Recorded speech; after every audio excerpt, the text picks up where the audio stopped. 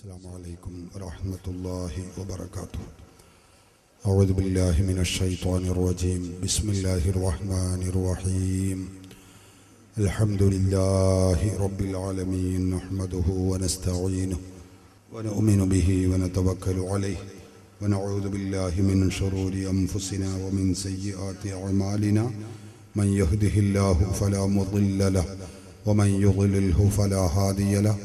ونشهد أن لا إله إلا الله وحده لا شريك له ونشهد أن سيدنا محمدا عبده ورسوله وحبيبه وخليله وصفيه. اللهم صل وسلم على رسولك سيدنا محمد وعلى آل سيدنا ومولانا محمد. الصلاة والسلام. أدركني يا رسول الله. أعوذ بالله من الشيطان الرجيم. بسم الله الرحمن الرحيم. يا أيها الذين آمنوا اتقوا الله وكونوا مع الصادقين. صدق الله مولانا العظيم. صدق وبلغ رسوله النبي الكريم، ونحن على ذلك من الشاهدين الشاكرين. والحمد لله رب العالمين. ഞാൻ പ്രിയപ്പെട്ടവരെ ഇനിയൊരു അധിക പ്രസംഗത്തിന് മുതിരുന്നില്ല. നേരത്തെ ഉദ്ഘാടന പ്രസംഗത്തിൽ റഹീം മാസ്റ്റർ കുറെ കാര്യങ്ങൾ പറഞ്ഞു. വളരെ ചുരുങ്ങിയ വാക്കുകളിൽ ഇബ്രാഹിം സഖാഫിയും നിങ്ങളോട് ചില കാര്യങ്ങൾ സൂചിപ്പിച്ചു. ഇനി എന്നോട് ഇവിടെ വന്ന സന്ദർഭത്തിൽ ചില പ്രവർത്തകർ പറഞ്ഞ കാര്യം മാത്രം സൂചിപ്പിച്ച് ചോദ്യോത്തരത്തിലേക്ക് പ്രവേശിക്കുകയാണ്. ഇവിടെ ഈ സ്ക്രീന് കെട്ടിയിട്ട് കുറെ നേരമായി ഉസ്താദെ, ഇതെന്തിന് കെട്ടിയതാണെന്ന് പരിചയപ്പെടുത്തി തരണം എന്നാണ് വന്നേക്ക് കിട്ടിയ നിർദ്ദേശം. അപ്പോൾ അതുകൊണ്ട് ചില കാര്യങ്ങൾ നിങ്ങളെ ഇവിടെ കാണിച്ച് ഞാൻ ചോദ്യോത്തരത്തിലേക്ക് പ്രവേശിക്കും ഇൻഷാ അല്ലാഹ്. അള്ളാഹു നമ്മുടെ ഈ സദസ്സ് അവൻ ഇഷ്ടപ്പെട്ട സദസ്സായി കബൂൽ ചെയ്യട്ടെ. ഇതിന്റെ പ്രവർത്തകർ, ഇതിനു വേണ്ടി ഇത് സംഘടിപ്പിക്കുന്നതിന് വേണ്ടി കഠിനാധ്വാനം ചെയ്തവർ, ഓടി നടന്നവർ, സഹായിച്ചവർ, സഹകരിച്ചവർ, പ്രവർത്തകർ, സംബന്ധിച്ചവർ എല്ലാവർക്കും അള്ളാഹു ഐശ്വര്യവും ബറക്കത്തും റാഹത്തും വർദ്ധിപ്പിക്കട്ടെ. നമ്മുടെ ഈ പരിപാടി ലോകത്തിന്റെ വിവിധ ഭാഗങ്ങളിലേക്ക് തത്സമയ പ്രക്ഷേപണം ചെയ്തുകൊണ്ട് നമ്മുടെ സുന്നി ഗ്ലോബൽ വോയിസിന്റെ പ്രവർത്തകന്മാർ, അതുപോലെ കേരള മലബാർ ഇസ്ലാമിക് ക്ലാസ് റൂമിന്റെ പ്രവർത്തകർ, 2 ക്ലാസ് റൂമിന്റെയും പ്രവർത്തകന്മാർ ലോകത്തിന്റെ വിവിധ ഭാഗങ്ങളിലേക്ക് നമ്മുടെ ഈ പരിപാടികൾ തത്സമയം പ്രക്ഷേപണം ചെയ്തുകൊണ്ടിരിക്കുന്നു. അവർക്കൊക്കെ അള്ളാഹു ബറക്കത്ത് ചൊരിയട്ടെ. ലോകത്തിന്റെ വിവിധ ദിക്കുകളിൽ ഇത് നേരിട്ട് കണ്ടും കേട്ടും കൊണ്ടിരിക്കുന്ന നമ്മുടെ സഹപ്രവർത്തകർ, നമ്മുടെ സഹോദരങ്ങൾ, അവർക്കൊക്കെ അള്ളാഹു റാഹത്തും സന്തോഷവും വർദ്ധിപ്പിക്കട്ടെ. പ്രയാസങ്ങളെ തീർത്തു കൊടുക്കട്ടെ, ഉദ്ദേശങ്ങളെ സഫലമാക്കട്ടെ. ആമീൻ. സഹോദരങ്ങളെ, കേരളത്തിലെ വഹാബി പ്രസ്ഥാനം അത് ഞങ്ങളിപ്പോൾ കേരളത്തിൽ നവോത്ഥാനം ആരംഭിച്ച ഒരു നൂറ്റാണ്ട് തികക്കുകയാണ് എന്ന് പറഞ്ഞ് 1924 കേരളത്തിൽ രൂപീകരിച്ച കേരള നദുവത്തുൽ മുജാഹിദ്, അതിന്റെ ആദ്യ സംഘടനയായ കേരള ജംഇയ്യത്തുൽ ഉലമ എന്ന സംഘടന 1924 രൂപീകരിച്ച് 2012 ആകുമ്പോഴേക്ക് 90 വർഷം ആകിയിട്ടില്ല. അപ്പോഴേക്ക് തന്നെ ഒരു നൂറ്റാണ്ട് തികക്കുകയാണ് കേരളത്തിലെ മുജാഹിദുകൾ. 90 വർഷം കഴിയുമ്പോഴേക്ക് ഒരു നൂറ്റാണ്ട് എന്ന് പറഞ്ഞ് കൊട്ടിഘോഷിക്കുകയാണ് കേരളത്തിലെ വഹാബി പ്രസ്ഥാനം. കഴിഞ്ഞ അവരുടെ ഭാഷയിൽ ഒരു നൂറ്റാണ്ട് കാലം പിന്നിട്ടപ്പോഴേക്ക് കേരളത്തിലെ മുജാഹിദ് പ്രസ്ഥാനം കേരളത്തിലെ മുസ്ലിമീങ്ങൾക്ക് സംഭാവന നൽകിയിട്ടുള്ളത് എന്താണ് എന്ന കാര്യം നമ്മളൊക്കെ മനസ്സിലാക്കണം. ഈ രാജ്യത്ത് വൈജ്ഞാനികമായി പിന്നാക്കം നിൽക്കുന്ന ഒരു സമൂഹത്തിന് ആവശ്യമായ വിവരങ്ങൾ നൽകി അവരെ കൈപ്പിടിച്ചുയർത്തി എന്നതാണോ കേരളത്തിലെ മുജാഹിദുകൾ ചെയ്തിട്ടുള്ളത്? ഒരിക്കലുമല്ല. അവർ ചെയ്ത നവോത്ഥാനം എന്ന പേരിട്ട് അവർ നടത്തിയിട്ടുള്ള വിപ്ലവങ്ങൾ, അല്ലെങ്കിൽ കുപ്രസിദ്ധമായ അവർ ചെയ്ത പ്രവർത്തനങ്ങൾ, അത് വിശദീകരിക്കാൻ സമയമില്ല. ഇൻഷാ അല്ലാഹ് മുജാഹിദുകളുടെ ക്യാമ്പയിൻ നടക്കുന്നതിന്റെ തൊട്ടു പുറകിലായി SSFന്റെയും SYSന്റെയും ശ്രദ്ധേയമായ ചുവടുവെപ്പുകളും ക്യാമ്പയിനുകളും അവരെ പിന്തുടർന്നുകൊണ്ട് തന്നെ പുറകിൽ വരുന്നുണ്ട്. ഇൻഷാ അല്ലാഹ് അപ്പോൾ അതിന്റെ വിശദാംശത്തിലേക്ക് ഇറങ്ങാം. ഇപ്പൊ ചില ഒറ്റപ്പെട്ട ചില കാര്യങ്ങൾ മാത്രം നിങ്ങളുടെ ശ്രദ്ധയിൽപ്പെടുത്തുകയാണ്. കേരളത്തിലെ മുജാഹിദ് പ്രസ്ഥാനം ഇവിടെ വന്ന് ചെയ്ത ഏറ്റവും വലിയ വിപ്ലവം എന്താണെന്ന് അറിയാമോ? കേരളത്തിലുള്ള മുസ്ലിമീങ്ങളൊക്കെ മുശ്രിക്കുകളാകുന്നു, കാഫിറുകളാകുന്നു എന്നതാണ് കേരളത്തിൽ മുജാഹിദ് പ്രസ്ഥാനം ചെയ്തിട്ടുള്ള ഏറ്റവും വലിയ പ്രവർത്തനം എന്ന യാഥാർത്ഥ്യം, എന്ന സത്യം പ്രിയപ്പെട്ട സഹോദരങ്ങളെ നമ്മളൊക്കെ മനസ്സിലാക്കണം. ഞാനൊരു മൗലവി പറയുന്നത് നിങ്ങൾക്ക് കേൾപ്പിക്കട്ടെ. കേരളത്തിൽ അഹ്ലുസുന്ന വൽ ജമാഅത്തിന്റെ ആ രംഗത്ത് പ്രവർത്തിക്കുന്ന നേതൃത്വം നൽകുന്ന സമസ്ത കേരള ജംഇയ്യത്തുൽ ഉലമ, ആ സമസ്ത കേരള ജംഇയ്യത്തുൽ ഉലമ ഇപ്പോൾ 2 ഗ്രൂപ്പാണ്. AP ഗ്രൂപ്പുമുണ്ട്, EK ഗ്രൂപ്പുമുണ്ട്. എല്ലാവർക്കും അറിയാം. സുന്നികൾ 2 ഗ്രൂപ്പാണ്, മുജാഹിദുകൾ 5 ഗ്രൂപ്പാണ്. സമയമുണ്ടെങ്കിൽ ഞാൻ പിന്നീട് വിശദീകരിക്കും. നമ്മൾ 2 ഗ്രൂപ്പേ ആയിട്ടുള്ളൂ. മുജാഹിദുകൾ ഈ ഒരു നൂറ്റാണ്ട് തികഞ്ഞിട്ടില്ല, അപ്പോഴേക്ക് തന്നെ 5 ഗ്രൂപ്പായി തീർന്നിട്ടുണ്ട്. ഇൻഷാ അല്ലാഹ് അത് പിന്നീട് പറയാം. ഈ 2 ഗ്രൂപ്പ് സമസ്തയുടെ നേതാക്കളും ആശയവും നമ്മുടെ മുമ്പിലുണ്ട്. സഹോദരന്മാരെ, ഞാൻ പറയുന്നത് ആ 2 ഗ്രൂപ്പ് സമസ്തയെ കുറിച്ചും മുജാഹിദുകൾ പറയുന്നത് എന്താണെന്നറിയോ? ഈ സമസ്തയുടെ നേതാക്കൾ അല്ലെങ്കിൽ സമസ്ത പ്രഖ്യാപിക്കുന്ന നിലനിർത്തുന്ന ആശയങ്ങൾ എന്താണെന്നറിയോ? അത് ജോർജ് W. ബുഷ് പറഞ്ഞിട്ടുള്ള ആശയമാണ്, വാജ്പേയി പറഞ്ഞിട്ടുള്ള ആശയമാണ്, തൊഗാഡിയ പറഞ്ഞിട്ടുള്ള ആശയമാണ്, അഡ്വാനി പറയുന്ന ആശയമാണ്. കേരളത്തിലുള്ള ലോകത്തുള്ള എല്ലാ അമുസ്ലിമീങ്ങളും പറഞ്ഞിട്ടുള്ള ആശയമാണത്രേ സുന്നികളായ നമ്മൾ പറയുന്നത്. കേരളത്തിലെ മുജാഹിദ് മൗലവി, താടിയുള്ള വലിയ ഒരു മൗലവി മൈക്കിയിലൂടെ വിളിച്ചു പറയുകയാണ്. ചുങ്കത്തറക്കാരൻ സുഹൈർ മൗലവി, അയാൾ പറയുന്നത് നിങ്ങൾ കേട്ടോളൂ. കേരളത്തിലെ മുജാഹിദ് പ്രസ്ഥാനം കഴിഞ്ഞ 90 വർഷം അവർ അല്ലെങ്കിൽ 80 വർഷം പ്രവർത്തിച്ചപ്പോഴേക്ക് അവർ ചെയ്തു കൂട്ടിയ ഏറ്റവും വലിയ നവോത്ഥാനം അതാണ്. കേരള മുസ്ലിമീങ്ങളൊക്കെ തന്നെയും സഹോദരങ്ങളെ അമുസ്ലിമീങ്ങളുടെ വിശ്വാസത്തിലാണ്, കാഫിറുകളാണ്. ഇതാണ് കേരളത്തിലെ മുജാഹിദുകൾ ഇവിടെ പ്രചരിപ്പിച്ചിട്ടുള്ളത്. നിങ്ങളൊന്ന് കേട്ടോളൂ, ആ മൗലവി പറയട്ടെ. ഏറ്റവും പ്രിയപ്പെട്ടവനാകണല്ലോ ബുഷും തഗാഡിയും ഒക്കെ. കാരണം എന്താ? അള്ളാഹുവോട് മാത്രം പ്രാർത്ഥിക്കുക എന്ന് ആരാ പറയുന്നത്? അത് മുജാഹിദ്. അള്ളാഹു അല്ലാത്തവരോട് പ്രാർത്ഥിക്കണം എന്നല്ലേ സമസ്തയുടെ ആശയം? അതാരാ പറയുന്നത്? ബുഷ്, ബാൽ താക്കറെ, തൊഗാഡിയ, നരേന്ദ്രമോദി, അഡ്വാനി, വാജ്പേയി, ലോകത്തുള്ള എല്ലാ മുസ്ലിം സുഹൃത്തുക്കളും പറയുന്നത് സമസ്തയുടെ ആശയമാണ്. കേട്ടില്ലേ? ലോകത്തുള്ള എല്ലാ മുശ്രിക്കുകളും എല്ലാ അമുസ്ലിമീങ്ങളും പറയുന്നത് സമസ്തയുടെ ആശയമാണ്. നോക്ക് നിങ്ങൾ, കേരളത്തിലെ മുജാഹിദിന്റെ ടോപ്പ് മൗലവി മുജാഹിദുകളെ മുന്നിൽ ഇരുത്തി പറയാണ്. എന്താ പറയുന്നത്? ലോകത്തുള്ള എല്ലാ അമുസ്ലിമീങ്ങളും പറയുന്നത് സമസ്തയുടെ നയമാണ്. അപ്പൊ എന്താ? ലോകത്തുള്ള മുസ്ലിമീങ്ങളൊക്കെ സമസ്തയുടെ ആളുകളായ സുന്നികളായ നമ്മൾ വിശ്വസിക്കുന്ന വിശ്വാസം വെച്ചു പുലർത്തുന്നത്. ഒന്നെന്താ? അല്ലാഹു തആല ഒരുവനാകുന്നു, അല്ലേ? ഇത് കേരളത്തിലെ അല്ലെങ്കിൽ ലോകത്തുള്ള എല്ലാ മുസ്ലിമീങ്ങൾക്കും ഉണ്ട്. രണ്ടാമത്തേത് വഅശ്ഹദു അന്ന മുഹമ്മദർ റസൂലുള്ളാഹ്, മുഹമ്മദ് നബി അല്ലാഹുവിന്റെ റസൂലാകുന്നു. ലോകത്തുള്ള എല്ലാ മുസ്ലിമീങ്ങളും ഈ വിശ്വാസം വെച്ച് പുലർത്തുന്നവരാണ്. നോക്കണം നിങ്ങൾ, കഴിഞ്ഞില്ല. അല്ലാഹുവിന് മലക്കുകൾ എന്ന് പറയുന്ന ഒരു വിഭാഗമുണ്ട്. ലോകത്തുള്ള എല്ലാ മുശ്രിക്കുകളും കാഫിറുകളും അമുസ്ലിമീങ്ങളും ഈ വിശ്വാസം വെച്ച് പുലർത്തുന്നു എന്നാണ് കഥയില്ലാത്ത മൗലവി. സഹോദരന്മാരെ, അയാൾ താടിയിലുള്ള രോമത്തിന്റെ അത്ര എണ്ണമെങ്കിലും അയാൾക്ക് വെളിവുണ്ടെങ്കിൽ ഈ വിഡ്ഢിത്തം അയാൾ പറയുമോ? അമ്പിയാക്കളെ കുറിച്ചുള്ള വിശ്വാസം, കിതാബുകളെ കുറിച്ചുള്ള വിശ്വാസം, ഖിയാമത്ത് നാൾ കൊണ്ടുള്ള വിശ്വാസം, ഇതൊക്കെ വെച്ച് പുലർത്തുന്ന സമസ്തയുടെ കീഴിലുള്ള അഹ്ലുസുന്നയുടെ മുസ്ലിമീങ്ങൾ, ആ മുസ്ലിമീങ്ങളെ പോലെയാണ് ആര്? കേരളത്തിലുള്ള എല്ലാ അമുസ്ലിമീങ്ങളും, ഇവിടെയുള്ള ലോകത്തുള്ള എല്ലാ മുസ്ലിമീങ്ങളും ഈ വിശ്വാസമാകുന്നു എന്ന കാര്യം സഹോദരങ്ങളെ മുജാഹിദുകളെ മുന്നിൽ നിർത്തി പറയുമ്പോ ഇത് കേൾക്കുന്ന കൂട്ടത്തിൽ ഒരൊറ്റ മുജാഹിദെങ്കിലും എഴുന്നേറ്റ് നിന്ന് പറഞ്ഞോ, മൗലവിങ്ങളാ പറഞ്ഞത് ശരിയല്ല? എന്താ? ലോകത്തുള്ള സമസ്തക്കാര്, കേരളത്തിലെ സമസ്തക്കാര്, എല്ലാ സമസ്തയുടെ ആളുകളും സുന്നികളായ ആളുകളും ഈ ലോകത്തുള്ള എല്ലാ മുസ്ലിമീങ്ങളെയും പോലെയാകുന്നു, ആ വിശ്വാസമാണ് ഇവർക്കുള്ളത് എന്ന് നിങ്ങൾ പറഞ്ഞത് ശരിയല്ലോ. കാരണം അത് തമ്മിൽ കുറെ ഡിഫറൻസിന്റെ വ്യത്യാസമുണ്ട്. ഒരൊറ്റ മുജാഹിദെങ്കിലും പറഞ്ഞില്ല. ഈ വലിയ മൂത്ത മുജാഹിദ് ഇങ്ങനെ പറഞ്ഞപ്പോ മുന്നിലിരിക്കുന്ന സാധു മുജാഹിദ് താടിമീൻ തടവിട്ട് ഇങ്ങനെ ഞങ്ങളെ മൗലവിന്റെ ഒരു വിവരേ, ലോകത്തുള്ള എല്ലാ മുസ്ലിമീങ്ങളും വിശ്വാസമുള്ള ഇയാൾ പറഞ്ഞത് ഭയങ്കര വിവരം തന്നെ. ആ താടിമൊന്നിങ്ങനെ തടവും. ഒരു കഥയുമില്ലാത്ത സാധു ജനങ്ങൾ, അള്ളാഹു അവർക്ക് ഹിദായത്ത് നൽകട്ടെ. നമുക്ക് അവരോട് കുറ്റപ്പെടുത്താനില്ല, അവർ വിവരമില്ലാത്തവരാണ്.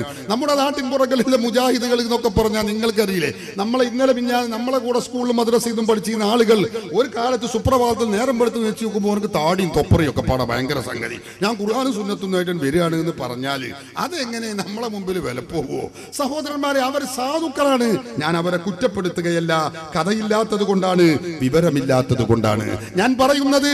ലോകത്തുള്ള മുസ്ലിമീങ്ങളൊക്കെ കാഫിറുകളായ ആ ആളുകളെ പോലെയാകുന്നു എന്ന് പറയാൻ കേരളത്തിലെ മുജാഹിദുകൾ ആർജവം കാണിച്ചു എന്നതാണ് കഴിഞ്ഞ 90 വർഷക്കാലം മുജാഹിദ് പ്രവർത്തിച്ച് കേരളത്തിൽ ചെയ്ത ഏറ്റവും വലിയ നേട്ടം. കഴിഞ്ഞില്ല, ഒരു കാര്യവും കൂടി അവർ പറഞ്ഞു. അതെന്താ? മഹാനായ ഖുതുബുസ്സമാൻ അസ്സയ്യിദ് അലവിയിൽ മൻഫുറമി ഖദ്ദസല്ലാഹു സിർറഹുൽ അസീസ്, മഹാനവർകൾ ബിംബമാകുന്നു, വിഗ്രഹമാകുന്നു. ഇത് പറയാൻ ആർജവം കാണിച്ചിട്ടുള്ള പ്രസ്ഥാനം കേരളത്തിലെ മുജാഹിദുകളാണ്. അവർ ചെയ്ത ഏറ്റവും വലിയ ഒരു വിപ്ലവമാണത്. എന്ത്? മമ്പുറത്തെ തങ്ങൾ ബിംബമാകുന്നു, വിഗ്രഹമാകുന്നു.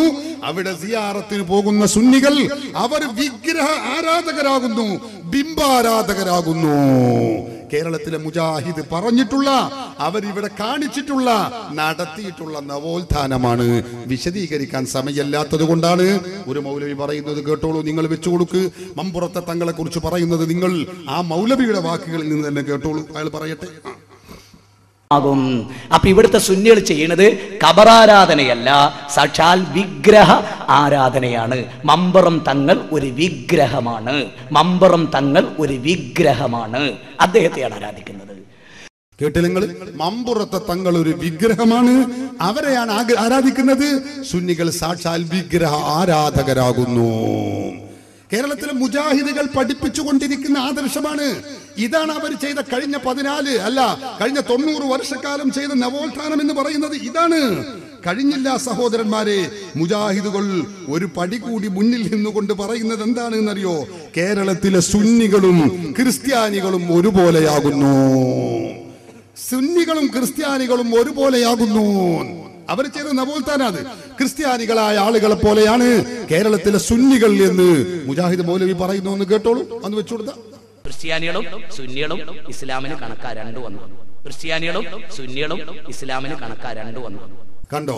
ക്രിസ്ത്യാനികളും സുന്നികളും ഇസ്ലാമിന് കണക്കാണ്, രണ്ടും ഒന്നാകുന്നു. സഹോദരന്മാര് ചിന്തിക്കണം.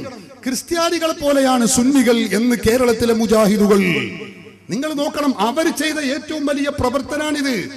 ഈ രാജ്യത്ത് കഴിഞ്ഞിട്ടില്ല. ഞാൻ വിശദീകരിക്കാൻ സമയം വൈകുന്നത് കൊണ്ടാണ്. നിങ്ങൾ ഓർത്തു നോക്കൂ, മുജാഹിദ് അനുയായികളെ വിളിച്ച് നേതാക്കൾ പറയുന്നത് എന്താണെന്നറിയോ? നിങ്ങൾ നിരീശ്വരവാദിയായാലും ശരി, സുന്നിയാകരുത്.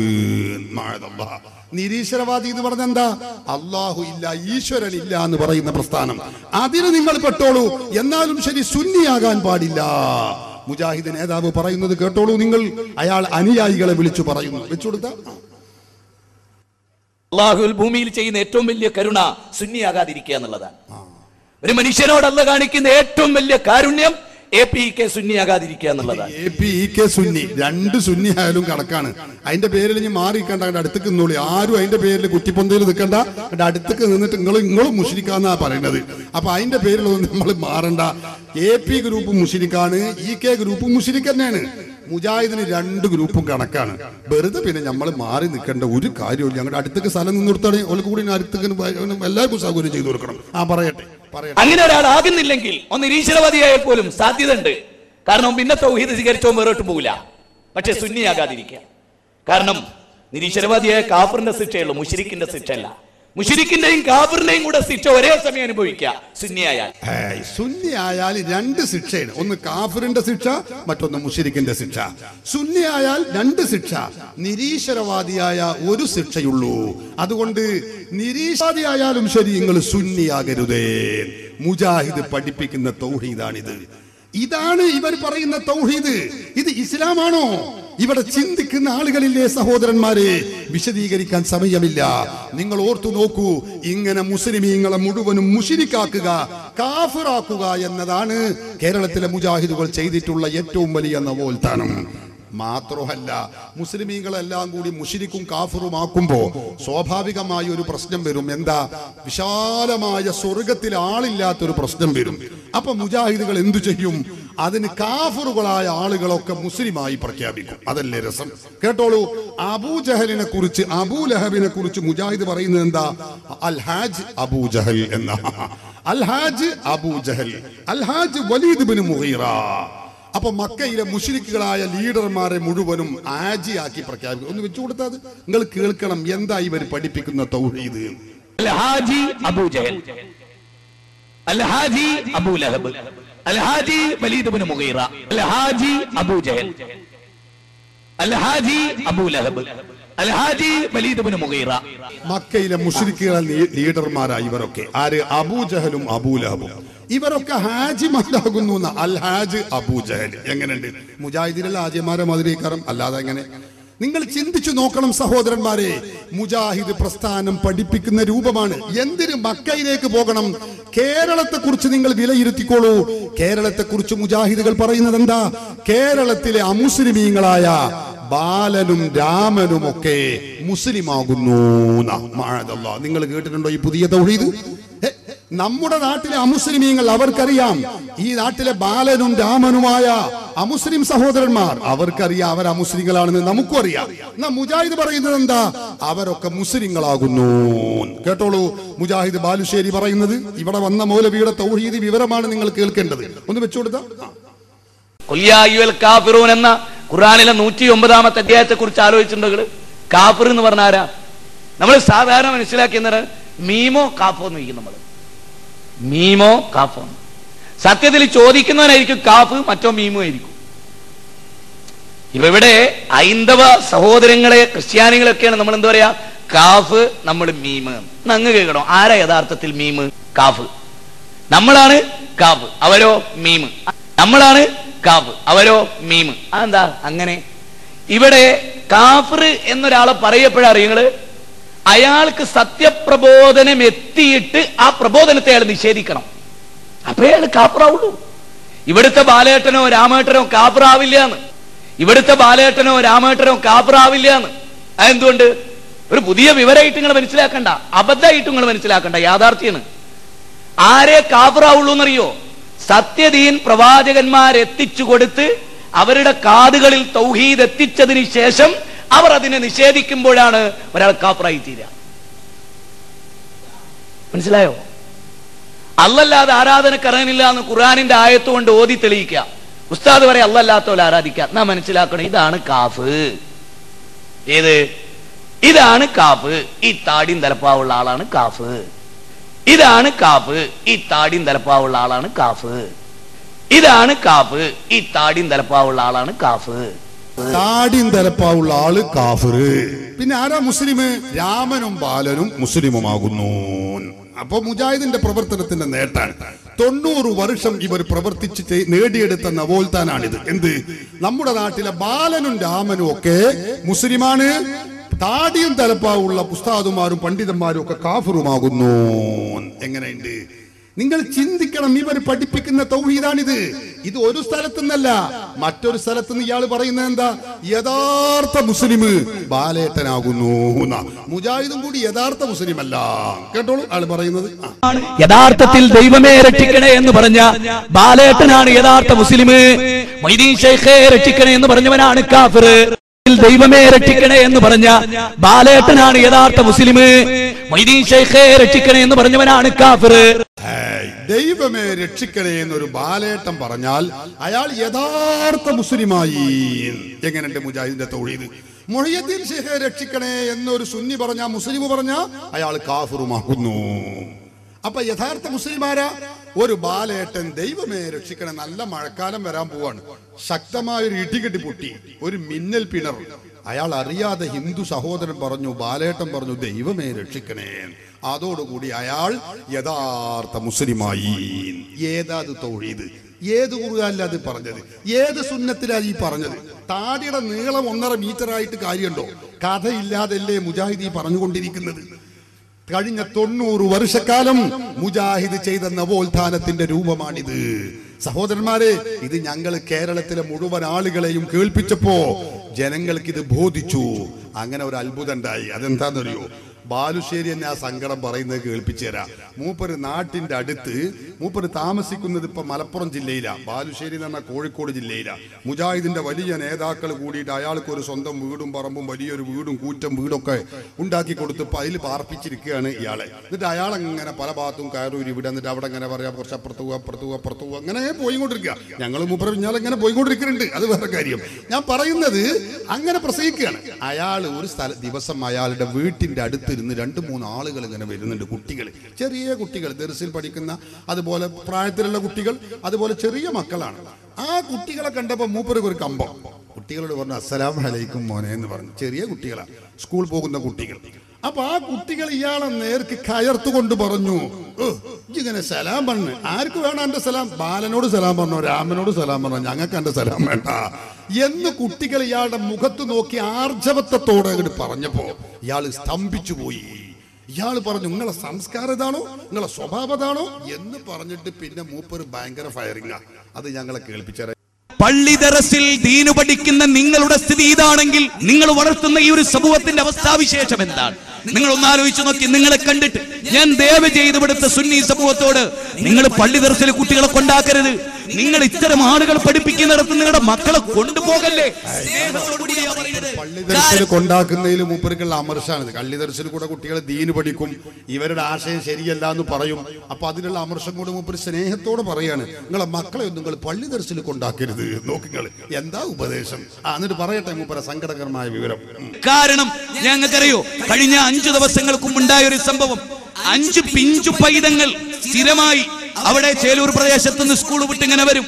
അസ്ർ നിസ്കരിക്കാൻ വേണ്ടി പോകുമ്പോൾ ഞാൻ അസ്സലാമു അലൈക്കും എന്ന പിഞ്ചു പൈതലിനോട്, അതിലേറ്റവും ചെറിയൊരു മോൻ, ഏറി വന്നാൽ 6-7 വയസ്സുണ്ടാവും, അവൻ തിരിഞ്ഞു നിന്നിട്ട് വിളിക്കുന്നു, ഓന്റെ ഒരു സലാം. ഇജ്ജ് പോയിട്ട് ബാലനോട് സലാം പറഞ്ഞടോ, മൊയ്തീൻ ശൈഖിനെ കുറ്റം പറഞ്ഞോനല്ലേ ഈ, ഓന്റെ ഒരു ഇളി എന്ന് പ്രായത്തെ മാനിക്കാതെ. ഏത് എന്റെ 3ാമത്തെ മകളുടെ പ്രായമുള്ള ഒരു പയ്യൻ വെള്ളത്തൊപ്പി ധരിച്ചിരിക്കുന്നു, വെള്ള കുപ്പായമിട്ടിരിക്കുന്നു, നരിയാണിയുടെ മേലെ തുണി ഉടുത്തിരിക്കുന്നു. നിങ്ങൾ ആലോചിച്ചു നോക്കിയേ, ഏതാണ് ഈ സമുദായം? ആരാണ് അവരെ വളർത്തുന്നത്? ആലോചിച്ചേ, എന്താണ് ഈ ശത്രുത? പ്രായം മാനിക്കാതെ കുട്ടി മറുപടി പറഞ്ഞു. നോക്കണങ്ങള്, പ്രായം മാനിച്ചിട്ടാണോ മമ്പുറത്തെ തങ്ങള് ബിംബമാണ് എന്ന് പറഞ്ഞപ്പോ ഈ പ്രായം ഓർമ്മ ഉണ്ടായിരുന്നില്ലേ? അപ്പോ നീ ഓർമ്മ ഉണ്ടായിരുന്നില്ലല്ലേ? ഓനെ ചെറിയ പിഞ്ചു പൈതൽ, അതാ ഞങ്ങളുടെ പ്രബോധന പ്രവർത്തനം ഇവിടെ ഉപകരിക്കുന്നുണ്ട്. സാധാരണക്കാർക്കും ചെറിയവർക്കും മുതിർന്നവർക്കും ഒക്കെ ഉപകരിക്കുന്നുണ്ട്. അവരൊക്കെ ഇത് പഠിച്ചു തുടങ്ങി. അവര് മുജാഹിദിന്റെ സംസ്ഥാന ലെവലിലുള്ള മൗലവിമാരെ നിർത്തിപ്പൊരിക്കാൻ തുടങ്ങി. നോക്കി നിങ്ങൾ, അങ്ങാടികളിലും തെരുവോരങ്ങളിലും വെച്ച് ചെറിയ പിഞ്ചു പൈതങ്ങളാണ് മുജാഹിദ് മൗലവിമാരെ ചങ്കിന് തറക്കണ ചോദ്യം ചോദിക്കുന്നത്. എടോ, ബാലനോട് പറഞ്ഞു അന്റെ സലാം ഞങ്ങൾക്ക് ആവശ്യമില്ല എന്ന് പറയാൻ മാത്രം ചെറിയ പിഞ്ചു പൈതങ്ങൾ വളർന്നു. മൂപ്പര സങ്കടം എന്താ? എന്റെ പ്രായം മാനിക്കാതെ കുട്ടി സംസാരിച്ചു എന്നാ. മമ്പുറത്തെ തങ്ങളെ കുറിച്ച് അത് ബിംബമാണ് എന്ന് പറഞ്ഞപ്പോ അപ്പൊ ഈ മൗലവിക്ക് ഒരു പ്രശ്നമില്ല അല്ലേ? അപ്പൊ മൂപ്പർക്ക് പ്രായവും വിഷയമില്ല, മഹത്വവും വിഷയമില്ല, ഒന്നുമില്ല. മുശ്രിക്ക് കാഫിർ എന്നിങ്ങനെ കൊട്ടക്കണക്കിന് ലോഡ് കണക്കിന് ഇങ്ങനെ തള്ളുമ്പോ ഒരു പ്രയാസമില്ല. ഓന്റെ മുഖത്ത് നോക്കിയിട്ട് അന്റെ സലാം ഞങ്ങൾക്ക് ആവശ്യമില്ല എന്ന് പറഞ്ഞപ്പോഴാണ് ഈ ചിന്തയൊക്കെ ഉണ്ടായത്. സഹോദരങ്ങളെ, ഞാൻ പറയുന്നത് കേരളത്തിലെ മുജാഹിദുകൾ ചെയ്ത നവോത്ഥാനത്തിന്റെ കാര്യം ഇതാണ്. ഒരൊറ്റ കാര്യം കൂടി പറഞ്ഞ് ഞാൻ എന്റെ സംസാരം അവസാനിപ്പിക്കാം. എന്താണത്? മുജാഹിദുകൾ പറയും, കഴിഞ്ഞ 19 വർഷമായി ഞങ്ങൾ പ്രവർത്തിച്ചു നേടിയ ഏറ്റവും വലിയൊരു നേട്ടമാണ്, ഒരു നവോത്ഥാനമാണ്. എന്ത്? കേരളത്തിലെ മുജാഹിദുകൾ അവർ പറയും, ഇവിടെയുടെ അറബിയിൽ ഉണ്ടായിരുന്ന ഖുതുബ, വെള്ളിയാഴ്ചകളിൽ ഉണ്ടായിരുന്ന ഖുതുബ അറബിയിൽ ഇങ്ങനെ പറയും. എന്താണ് പറയുന്നത് എന്ന് ആർക്കും തിരിയുന്നില്ല എന്ന് വലിയ ഞങ്ങളുടെ പ്രവർത്തനം കൊണ്ട് അത് മലയാളത്തിലാക്കാൻ കഴിഞ്ഞു, അത് ഞങ്ങളുടെ നേട്ടമാണ് എന്ന് പറഞ്ഞ് മുജാഹിദ് നവോത്ഥാനത്തിന്റെ പെരുമ്പറയടിച്ച് അവകാശവാദം ഉന്നയിക്കാറുണ്ട്. എന്നാ നിങ്ങൾക്കറിയോ, കഴിഞ്ഞ 40 കൊല്ലക്കാലം മുജാഹിദ് മലയാളത്തിൽ ഖുതുബ നിർവഹിക്കാൻ തുടങ്ങി. ഖുതുബ എന്ന് പറയുന്നില്ല, വെള്ളിയാഴ്ച ജുമുഅക്ക് മുമ്പ് മുസ്ലിമീങ്ങൾ നിർവഹിക്കുന്ന ഖുതുബക്ക് സമാനമായ ഒരു അണ്ടി ഖുതുബ എന്ന് വേണമെങ്കിൽ പറയാം. അത് പറയാൻ തുടങ്ങി മലയാളത്തിൽ തരം താഴ്ന്ന പ്രസംഗം. അന്ന് അഹ്ലുസുന്നയുടെ ഉലമാക്കൾ പറഞ്ഞു, ശരിയല്ല, ആ ഖുതുബ ശരിയല്ല, അതിൽ പങ്കെടുക്കരുത്, ആ ജുമഅല്ല. ശംസുൽ ഉലമ ഇ.കെ. അബൂബക്കർ മുസ്ലിയാർ നവറല്ലാഹു മർഖദഹു സമസ്തയുടെ 60ാം വാർഷികത്തിൽ വെച്ച് പ്രഖ്യാപിച്ചു, എടോ നിന്റെ ഖുതുബയല്ല, നിന്റെ ജുമഅല്ല, അത് മീറ്റിംഗ് ആണ് എന്ന് പറഞ്ഞ് ബഹുമാനപ്പെട്ട ശംസുൽ ഉലമ അന്ന് പ്രഖ്യാപിച്ചു. അല്ലേ, നമുക്കറിയാം. എന്നാൽ ഇന്നിപ്പോ മുജാഹിദുകൾ തന്നെ ഖുതുബ മലയാളത്തിലാക്കിയതിന്റെ പേരിൽ വേദനിക്കുന്നു എന്ന് മാത്രമല്ല, അവർ കൂട്ടിപ്പിടിച്ച് കരയാണ്. എന്തേ കാര്യം എന്നറിയോ? വെള്ളിയാഴ്ച ജുമാഅത്ത് സുന്നികളെ പള്ളിയിൽ അറബിയിൽ ഖുതുബ ഓതുന്നു, അവിടെയുള്ള സുന്നികൾ ആരും ശ്രദ്ധിക്കുന്നില്ല, അവർക്കൊന്നും തിരിയുന്നില്ല എന്ന് പറഞ്ഞ് സങ്കടപ്പെട്ടിരുന്ന മുജാഹിദുകൾ ഇപ്പൊ ചെയ്യണത് എന്താ? മലയാളത്തിൽ ഖുതുബ ഓതി അത് കേട്ട് ആളുകൾക്ക് ഈ ആവർത്തന വിരസത കൊണ്ട് ഇപ്പോൾ എന്തുണ്ടാകുന്നു? മുജാഹിദ് പള്ളിയിലെ ഖുതുബക്ക് വരുന്ന സർവ്വ മുജാഹിദുകളും പള്ളിയിൽ ഇരുന്ന് ഉറങ്ങുകയാകുന്നു. ഞാൻ പറയല്ല, മുജാഹിദിന്റെ ഏറ്റവും വലിയ നേതാവ് കെ സക്കരിയ സലാഹി, അയാൾ മുജാഹിദുകളെ മാത്രം വിളിച്ച് സ്വകാര്യം പറയുന്ന ഒരു പ്രഭാഷണമാണ്, അതിന്റെ ഭാഗമാണ് ഞാൻ കേൾപ്പിക്കുന്നത്. അയാൾ പറയുന്നത് എന്താ? മുജാഹിദ് പള്ളിയിലെ ഖുതുബയുടെ അവസ്ഥ എന്താ ഇന്നിപ്പോന്നറിയോ നിങ്ങൾ? നമ്മളെ പള്ളിയിലേക്ക് നോക്കിയാൽ വയസ്സനായന്റെ തൊള്ളിക്ക് നോക്കിയ മാതിരിയാണ്. വയസ്സനായന്റെ തൊള്ളിയിൽ അവിടെ ഒരു പല്ല്, ഇവിടെ ഒരു പല്ല്, അപ്പുറത്തൊരു പല്ല്, ഇങ്ങനെ 2-3 പല്ല് ഉണ്ടാവുള്ളൂ എന്നതുപോലെയാണ് നമ്മളെ പള്ളിയിലെ ഖുതുബ. ഖതീബ് മിമ്പറിലേക്ക് ആയിരുമ്പോ പുറത്തേക്ക് ഇങ്ങനെ നോക്കിയാ അവിടെ ഒരാള്, ഇവിടെ ഒരാള്, 2-3 ആളല്ലാതെ ഒറ്റ മുജാഹിദും ഖുതുബക്ക് വരുന്നില്ല. കേട്ടോളൂ, സക്കരിയ സലാഹി പറയുന്നു, കേട്ടോളൂ. നിങ്ങൾ നോക്ക് ജുമഅന്റെ കാര്യം. ജുമഅക്ക് എപ്പോഴാ വരിക? ഒട്ടകത്ത് അറുത്തുകൊടുത്ത കൂലി, പശുവിന് അറുത്തുകൊടുത്ത കൂലി ഒക്കെ പറയും. പക്ഷേ പിന്നെ ഇമാമ് ഖുതുബക്ക് കയറുമ്പോ വയസ്സന്നായിന്റെ തൊള്ളിക്ക് നോക്കിയ മാതിരി അവിടെ ഇവിടെയോ 4 ആളുണ്ടാവും. ആ മൂലക്ക് ഒരാൾ, ഇവിടെ ഒരാള്, 2 ആള് ഇവിടെ ഉണ്ടാവും. എന്നിട്ട് ഇങ്ങനെ വലിയ മുജാഹിദീങ്ങള് ഖുതുബ പകുതിയായി, ഖുതുബ തീരാ 2ാം ഖുതുബയായി, ഇങ്ങനെ തീരാറാവുമ്പോ ഇങ്ങനെ കയറി വരും. എന്താ അതുകൊണ്ട് കാര്യം? ഒരു കാര്യമില്ല, ഉറപ്പല്ലേ? മുജാഹിദിന്റെ ഖുതുബന്റെ അവസ്ഥ ഇത്, മലയാളത്തിലുള്ള ഖുതുബന്റെ അവസ്ഥയാണിത്.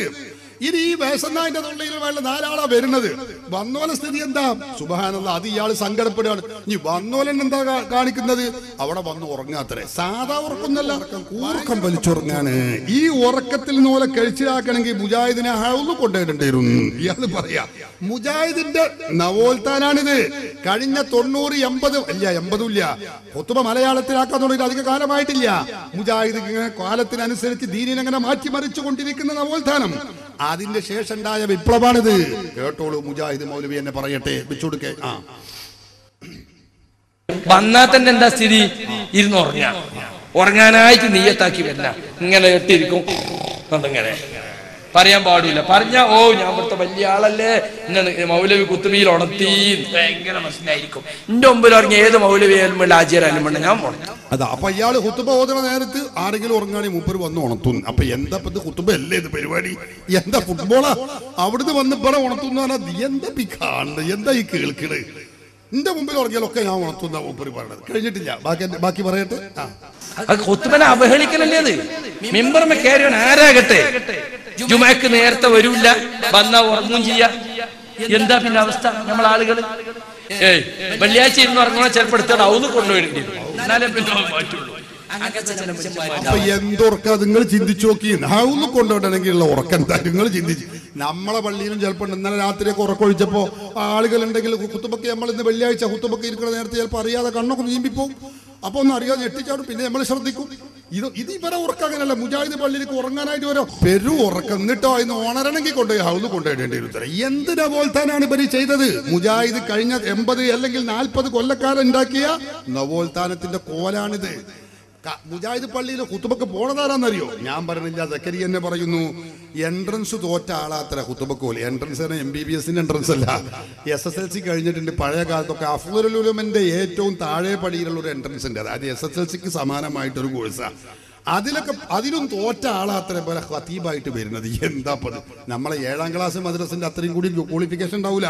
ഞാൻ പറയല്ല, അയാൾ പറയുന്നത് കേട്ടോളൂ നിങ്ങൾ. പല മഹല്ലുകളിൽ ഈ സ്ഥിതി എന്താണെന്നറിയോ? ഓൽക്ക് ഖുതുബ എന്ന് പറഞ്ഞ ഒരു ചടങ്ങാണ്. അതൊന്ന് നടത്തി കിട്ടിയ ഏതെങ്കിലും എൻട്രൻസ് തോറ്റോനോ പ്രിലി തോറ്റോനോ എവിടെയെങ്കിലും തട്ടിമുട്ടിയ ഖതീബ് നമുക്കൊരു 100 റുപ്യ കൊക്കണ ഒരാളെ കിട്ടണം എന്നാ പറയാ. അവർക്കിത് നടന്നു പോയാൽ മതി. എങ്ങനെയെങ്കിലും ഒരു നല്ല ഖതീബ് വേണം, നാട്ടിലെ പ്രശ്നങ്ങൾ പരാമർശിക്കണം എന്നൊന്നുമില്ല. നാട്ടിലെ പ്രശ്നങ്ങൾ പരാമർശിച്ച് നാട്ടുകാരെ തൊട്ട് പ്രസംഗിച്ചോ അയാൾ അവിടുന്ന് ഔട്ടാകും വേഗം. നേരെ മറിച്ച് ആളുകളെ ചിരിപ്പിക്കുന്ന പ്രസംഗമാണെങ്കിലോ അടിച്ചുകൂടും എല്ലാ മുജാഹിദീങ്ങളും ഇരുന്നിട്ട് ഇങ്ങനെ കുലുങ്ങിച്ചിരിക്കും. കാരണം ഒന്നും ഓലെ പറ്റിയൊന്നുമില്ല, ഒക്കെ നാട്ടുകാരെ പറ്റിയാണ്. സ്വന്തം ജീവിതത്തെ സ്പർശിക്കുന്ന രൂപത്തിൽ ഒരാൾ ഖുത്ബ നടത്താൻ തുടങ്ങിയാൽ ഓൻ അവിടുന്ന് വേഗം ഔട്ടാവും. അത് ഹറാമാണ്, ഇത് തെറ്റാണ്, മറ്റത് പാടില്ലാത്തതെന്ന് പറഞ്ഞാൽ ഇയാൾ കുറച്ച് തീവ്രവാദിയാണ്, ഇയാളെ ശരിയാവില്ല നമുക്ക് വലിയ കുസുകുസു. അയാൾക്ക് എന്തെങ്കിലും കുറ്റമുണ്ടോ നോക്കും. അയാൾ അനുജനെങ്ങനെ, അയാളെ പെങ്ങളെങ്ങനെ, അയാളെ മോനെങ്ങനെ, അയാളെ മോന്റെ തുണിയുണ്ടോ? എന്താ പ്രശ്നം? ഇയാൾ നാട്ടിൽ ഖുത്ബ പറഞ്ഞു എന്നുള്ളതാണ്. ഖുത്ബ പറഞ്ഞു എന്റെ പെങ്ങൾക്കോ ഖുത്ബ പറഞ്ഞു എന്റെ മോനോ അന്യനോ ഒന്നും ഒരു കുറ്റം ഉണ്ടാകാൻ പാടില്ല. അതൊക്കെ എടുത്ത് ഇവര് കുത്തിപ്പൊന്തിക്കും. എന്തിന്? ഇവിടെ ഖുത്ബ പറഞ്ഞിന് വേറൊരു ആരാപ്പത് മുജാഹിദീങ്ങളെ കാര്യം പറയണത്. അവസ്ഥയാണിത് സഹോദരന്മാരെ. ഇങ്ങനെ മുജാഹിദിന്റെ ഖുത്ബ കൊണ്ട് നവോത്ഥാനമല്ല ഉണ്ടായിട്ടുള്ളത്. ആളുകളെ ഉറക്കത്തിലേക്ക്, സാധാ ഉറക്കല്ല, കൂർക്കം വലിച്ചുറക്കുന്ന ഉറക്കത്തിലേക്ക് പിടിച്ചു കൊണ്ടുവന്നു എന്നതാണ് മുജാഹിദുകൾ ചെയ്ത ഏറ്റവും വലിയ നവോത്ഥാനം. കഴിഞ്ഞോ? ഇനി മുജാഹിദ് ആ ഖുത്ബക്ക് കഴിഞ്ഞാൽ പിന്നെ നിസ്കാരത്തിന്റെ സ്ഥിതി എന്താ? സുബ്ഹാനല്ലാഹ് സഹോദരന്മാരെ, പറയാൻ സമയമില്ല. മുജാഹിദ് കഴിഞ്ഞ 10-70 വർഷക്കാലം പ്രവർത്തിച്ചിട്ട് മുജാഹിദിന്റെ അനുയായികൾക്ക് നിസ്കരിക്കുന്നതിന് മുമ്പ് അനിവാര്യമായ കാര്യമാണല്ലോ ഉളു ഉണ്ടാക്കുക എന്നുള്ളത്. ഉളു ഉണ്ടാക്കുന്നത് വരെ എങ്ങനെയെന്ന് അറിയില്ല എന്നാ മുജാഹിദ് നേതാവ് പറയാ. ഉളു എടുക്കുന്ന കോലം നമ്മളെ ആൾക്കാരെ കോലങ്ങൾ അറിയണം. ആ കോലം മൂപ്പരനെ കാണിക്കട്ടെ, വെച്ചു കൊടുത്താ. ഒന്നുണ്ടാക്കണ കോലം തന്നെ ഇപ്പൊ എന്താ? ഒന്നുണ്ടാക്കി വന്നാൽ പല സ്ഥലത്തും നനഞ്ഞിട്ട് തന്നെ ഉണ്ടാവില്ല. ഒന്നിലിങ്ങനെ ഇങ്ങനെ ഇങ്ങനെ ഇവിടെ ഒന്നും നനഞ്ഞുണ്ടാവില്ല. ഇനി 3 വട്ടം നിറഞ്ഞുണ്ടോ പൈപ്പിന്റെ ഓട്ടില് ഭർത്താൻ എങ്ങനെ പറയണ്ടാവും? ഇതിപ്പോ എത്ര വട്ടാ? ഇതിപ്പോ എത്ര വട്ടാ? ഇത് 3 വട്ടായ. അങ്ങനെയെങ്കിലും കേൾക്കണം എന്നറിഞ്ഞാ റസൂലിന് കാലികലെങ്ങനെ ഒന്നായിട്ട് വെള്ളം കിട്ട് മണ്ണ് ചവിട്ടിക്കൊണ്ടായി വലത്തേ കാല് ചെയ്യുക, ഇടത്തേ കാല് ചെയ്യുക, ഇടത് കൈ കൊണ്ട് പിടിച്ച് ഇതൊന്നുമില്ല. ഒന്നുവിന്റെ കാര്യമൊക്കെ വളരെ അബദ്ധമാണ്. അതൊക്കെ പറയുകയാണെങ്കിൽ എനിക്ക് അതിന്റെ പറയാ ഒരു ദിവസം വേറെ വേണ്ടി. ഞങ്ങളെ കുറിച്ച് പറയാൻ ഞങ്ങൾക്ക് 2 ദിവസം ആകാൻ വേണ്ടി.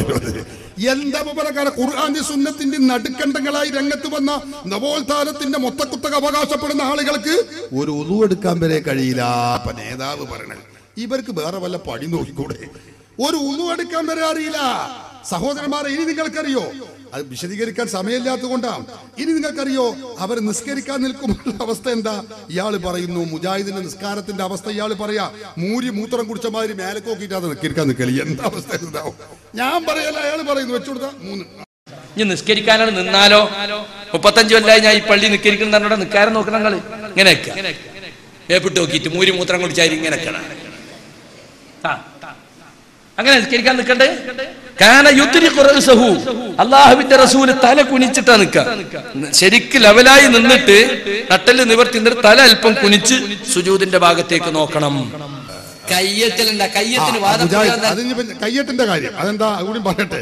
കാരണം കയ്യെട്ടലുണ്ടല്ലോ. മുസ്ലിമീങ്ങളായ ആളുകൾ നമ്മളൊക്കെ കയ്യെട്ടൽ ഇങ്ങനെ ലോകത്ത് 4 മദ്ഹബിലും കൈ കെട്ടുന്നതിൽ 2 വീക്ഷണമാണുള്ളത്. ഒന്നേതാ? ഒന്ന് നെഞ്ചിന്റെ താഴെ പൊക്കളിന്റെ മീതെ ഇങ്ങനെ കെട്ടുക, നമ്മളൊക്കെ കെട്ടുന്ന മാതിരി. ഷാഫി ഹംബലി മദ്ഹബുകാർക്ക് അങ്ങനെയാണ്. അതുപോലെ മറ്റൊരു വീക്ഷണം എന്താന്ന് വെച്ചാൽ പൊക്കളിന്റെ താഴെ ഹനഫി വീക്ഷണം അങ്ങനെയാണ്. മാലിക്കി മദ്ഹബിലെ ഒരു വീക്ഷണം 2 വത്തും കെട്ടാതെ എങ്ങനെ നിർത്തുക. ഇതല്ലാതെ നെഞ്ചത്ത് കൈവെട്ടി വെക്കുക എന്ന് പറയുന്ന ഒരു അഭിപ്രായം ഇസ്ലാമിൽ ഇല്ലേ ഇല്ല. അത് മഹാത്മാക്കളായ പണ്ഡിതന്മാർ അത് പഠിപ്പിച്ചു. ആ അഭിപ്രായം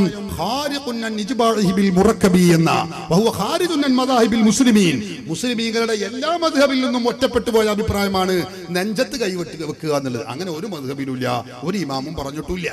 സഹോദരന്മാരെ, അതിനുവേണ്ടി മുജാഹിദുകൾ വാശി പിടിച്ച് സുന്നികളുമായി വാദപ്രതിവാദം ചെയ്തു.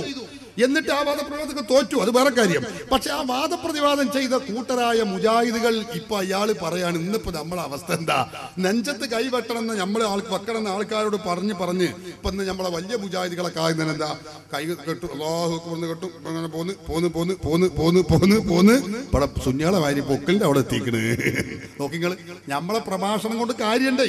ഞങ്ങളെ ഈ മുഖാമുഖങ്ങളെ കൊണ്ടും പ്രബോധന പ്രവർത്തനങ്ങളെ കൊണ്ടും നല്ല നേട്ടമുണ്ട്. സക്കരിയ പറയുന്നത് കേട്ടോളൂ, വെച്ചു കൊടുക്ക. കയ്യെട്ടിന് വാദപ്രതിവാദം നടത്തിയ കൂട്ടരെ നമ്മള് ഇപ്പൊ മുജാഹിദ് പള്ളി ഇങ്ങനെ പോയി നോക്കിയാ ഇങ്ങനെ കെട്ടി ഇങ്ങനെ പോന്ന് അല്ലേ? എന്താ എത്ര ഗൗരവമുള്ള വിഷയ. നിസ്കരിക്കാൻ വന്നിട്ട് തക്ബീറത്തുൽ ഇഹ്റാം പോലെ ഓരോ വലിയ കേന്ദ്രന്മാരും ISM ഒക്കെ ആയിരിക്കും, അവിടുത്തെ വലിയ നേതാക്കന്മാരെയൊക്കെ അറിയിക്കാട്ടിനായിരിക്കും. പിന്നെ ഇപ്പൊ MSM കാര്യം പറയാണ്ടോ? സാധാരണ ഇന്ന് മറ്റുള്ളവരെ പറ്റി ഇവിടെ വർത്താനമില്ല, നമ്മളെ പറ്റി എന്നത്തെ വർത്താനം. നിങ്ങളെ പറ്റി മാത്രം, വേറൊരാളെ പറ്റി ഇവിടെ വർത്താനില്ല. മുജാഹിദിനെ പറ്റി മാത്രം വർത്താനം. മുജാഹിദിന്റെ അവസ്ഥയാണ് നാളെ ഈ പറയുന്നത്. നോക്കി, കഴിഞ്ഞ 80 വർഷക്കാലം മുജാഹിദ് പ്രവർത്തിച്ച നവോത്ഥാനത്തിന്റെ ചെറു ചിത്രമാണിത്. വിശദീകരിക്കാൻ സമയമില്ല. അങ്ങനെ കൈയൊക്കെ കെട്ടി നിസ്കാരം തുടങ്ങി. എന്നാ ഇനി മുജാഹിദിന്റെ അവസ്ഥ എന്താ? സുബ്ഹാനല്ലാഹ്, ഇയാള് പറയുന്നു നായ ഓരിടുന്നത് പോലെ ഒരു നിസ്കാരത്തിന്, ഒരു നൃത്തത്തിന് ഒരു 3 തവണയെങ്കിലും കോട്ടാട് മുജാഹിദ് കോട്ടായിടുന്നു നിസ്കാരത്തില്. ഞാൻ പറയല്ല, അയാൾ പറയുന്നത് കേട്ടോളൂ. ഇവരെ നവോത്ഥാനം ഖുർആനും സുന്നത്തും അനുസരിച്ചുള്ള പരിപാടിയാ. അയാൾ പറയുന്നത് കേട്ടോളൂ. സക്കരിയ പറയട്ടെ. നമ്മളാളുകള് അതുവരെ ഒരു കോട്ട വേണം ശരിക്കും ഇങ്ങനെ ഓരിടുന്ന ഒരു റക്കായത്തിന് 3 കോട്ട നോക്കൊണ്ടുകള് നമ്മളെ ചില ആളുകള്. അപ്പൊ എത്ര ഗൗരവമുള്ള വിഷയം അത്. ശൈത്താനാണ്. ശൈത്താൻ നിങ്ങളെ നിസ്കാരം പയപ്പിക്കാനായി നബി പറഞ്ഞൊക്കെ ഞാൻ പറഞ്ഞല്ല. നായോരുന്ന ഇങ്ങനെ ഇങ്ങനെ അങ്ങനെ നമ്മളെ ആളുകൾ കോട്ടാവി വന്നാൽ തല ഉരിക്കൂല എന്ന് മാത്രല്ല, കോട്ടാവി ഇങ്ങനെ ആക്കും. 3 വട്ടക്കൽ ഒരു റക്കായത്തിൽ കോട്ടാവി നോക്കിങ്ങള്. അപ്പൊ മുജാഹിദിന്റെ നവോത്ഥാനാണിത്. ഖുർആന്റെ സുന്നത്തിന്റെ വലിയ നടുക്കണ്ടങ്ങളായി പ്രവർത്തിച്ച, അതിന്റെ ജീവിക്കുന്ന മാതൃകകളാണ് എന്നൊക്കെ പ്രഖ്യാപിച്ച മുജാഹിദിന്റെ കഴിഞ്ഞ കാല പ്രവർത്തനത്തിന് കൊണ്ട് കിട്ടിയ നേട്ടത്തിന്റെ ഒരു ചിത്രമാണിത് സഹോദരങ്ങളെ. ഇത് വിശദീകരിക്കുകയാണെങ്കിൽ കുറെ ഉണ്ട്. പഴയ കാലത്ത് മുജാഹിദ് പറഞ്ഞത് എന്താ? നിസ്കാരം കഴിഞ്ഞാൽ കൂട്ടുപ്രാർത്ഥന പാടില്ല, അത് വിദഅത്താണ്, അനാചാരമാണ്, നരകത്തിലേക്ക് പോകുന്ന പരിപാടിയാണ്. അതിലേറെ നല്ലത് വ്യഭിചരിക്കലാണ്, മോഷ്ടിക്കലാണ്. മുജാഹിദ് പഠിപ്പിച്ച സിദ്ധാന്ത കേട്ടോളൂ.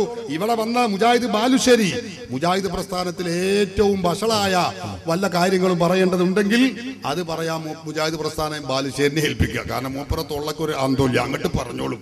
എന്തും പറയാച്ചാലും മൂപ്പര് ഇറച്ചിമക്കാട് തട്ടൂല. കാരണം തൊലിയുടെ കട്ടി അത്രക്കാണ്. മൂപ്പര് പറയുന്നത് കേട്ടോളൂ നിങ്ങൾ. വ്യഭിചരിക്കലാണ്, മോഷ്ടിക്കലാണ് ഏറ്റവും നല്ലത്. ഏതിലേറെ? കൂട്ടുപ്രാർത്ഥന നടത്തലും അതുപോലെ കുനൂത്ത് നടത്തുന്നതിലേറെയും നല്ലത് മുജാഹിദ് ഉണ്ടാക്കിയ നവോത്ഥാനത്തിന്റെ അവസ്ഥയാണ്. കേട്ടോളൂ, അയാൾ പറയട്ടെ.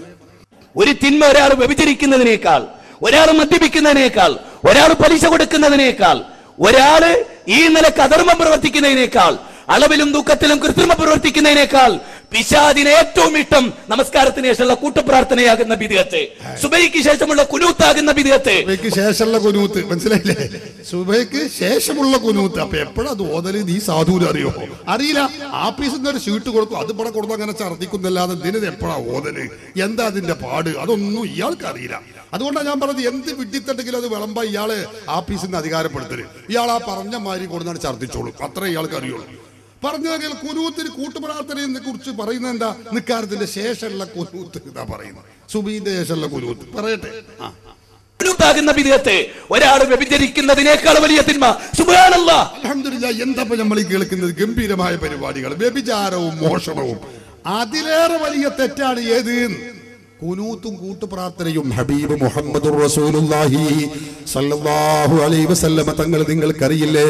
ആരംഭ റസൂലിന്റെ 10 വർഷത്തെ ഖാദിമായ അനസ് റളിയല്ലാഹു അൻഹു പറയുന്നു, വലം യസൽ യഖ്നുതു ഫീ സ്വലാത്തിൽ ഫജ്രി ഹത്താ ഫാറഖത് ദുനിയാ.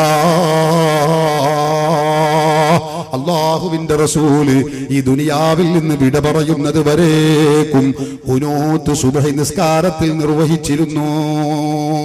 18 ഹദീസ് പണ്ഡിതന്മാർ ഉദ്ധരിച്ചിട്ടുള്ള ഹദീസാണത്.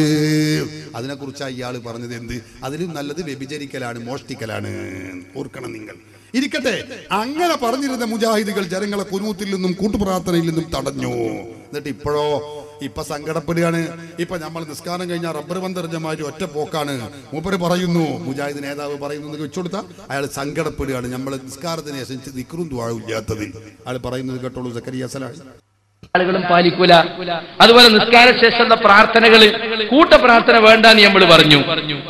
നിസ്കാര ശേഷമുള്ള പ്രാർത്ഥന നിർബന്ധമുള്ള പ്രാർത്ഥന എന്നല്ല. ഒരാൾക്ക് ഇപ്പൊ പെട്ടെന്ന് ഓൻ ചെന്നിട്ട് വേണ്ടി വരും പീടികയിലെ മറ്റൊരു നിസ്കരിക്കാൻ പോരാൻ, അല്ലെങ്കിൽ പെട്ടെന്ന് ബസ് വരാണ്ട്, അങ്ങനത്തെ സന്ദർഭത്തിലേക്ക് നമുക്ക് എണീറ്റ് പോകാം. പക്ഷെ സ്ഥിരമായിട്ട് ലഗോം പോയി മുട്ടട്ട മാതിരി അസ്സലാമു അലൈക്കും അസ്സലാമു അലൈക്കും ഒറ്റ പോക്കാം. ഒരു ദിക്റുമില്ല, സലാത്തുമില്ല. നമ്മൾ മദ്രസയിൽ പഠിക്കാം. മുജാഹിദിന്റെ അവസ്ഥയാണ് ഇപ്പോ. ഒന്നുമില്ല, ലവങ്ങോയി മുട്ടട്ടമാരും ഒറ്റ പോക്കാണ്. നോക്കുങ്ങള് മുജാഹിദ് ചെയ്ത നിസ്കാരം ഞാൻ പറയട്ടെ, വിശദീകരിക്കുന്നില്ല. ഇവർ ചെയ്തു വെച്ച പ്രവർത്തനങ്ങളുടെ ഒക്കെ അവസ്ഥ അങ്ങനെയാണ്.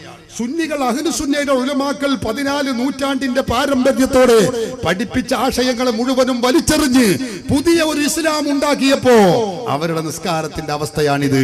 എന്നിട്ട് സക്കരിയ പറയുന്നത് എന്താണെന്നറിയോ? നമ്മളെ നിസ്കാരങ്ങാനും അള്ളാന്റെ റസൂല് കണ്ട 25 തവണ നമ്മളെ കൊണ്ട് മടക്കിപ്പിക്കും. നോക്കിങ്ങള്, ഇത് ഞങ്ങളെന്നോ പറയാൻ തുടങ്ങിയതാ. ഞങ്ങൾ 25 കണ്ടില്ല. പക്ഷെ മുജാഹിദ് ഒന്നുകൂടി ഒരു പടി മുന്നിൽ മൂപ്പര് പറഞ്ഞു, മുജാഹിദിന്റെ നിക്കാരൊക്കെ അള്ളാന്റെ റസൂല് കണ്ട 25 തവണ മടക്കി നിക്കരിപ്പിക്കും. ഇതിനാ പ്രവർത്തിക്കണേ. നിങ്ങൾ കേട്ടോളൂ, പറയുന്നത് കേട്ടോളൂ നിങ്ങൾ. ഇന്ന് നമ്മളെ പല ആളി നിസ്കാരം അള്ളാന്റെ റസൂല് കണ്ട 25 വട്ടം മടക്കിപ്പിരിക്കും. ആദ്യം നമ്മൾ നിസ്കാരം പഠിക്കുന്നുണ്ടോ? ഇല്ല. പഠിക്കണ പരിപാടി തന്നെ. പണ്ട് പഠിച്ച എന്തൊക്കെ ജഹാലത്തുണ്ടോ അതൊന്നോട്ട് മറക്കൂല, പുതിയതൊന്നോട്ട് പഠിക്കൂല. എന്ത് നല്ല മാർക്ക് രണ്ട വർത്താനം പറഞ്ഞത്.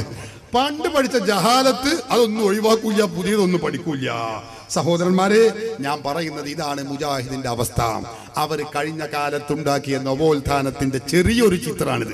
ഓരോന്ന് വിശദീകരിക്കുമ്പോഴേക്ക് നമുക്ക് ഒരുപാട് സമയം വേണ്ടി വരും. അപ്പൊ നമ്മളെ മുഖാമുഖം നടക്കൂല. അതുകൊണ്ട് ആ ഭാഗം ഞാൻ നിർത്തുന്നു.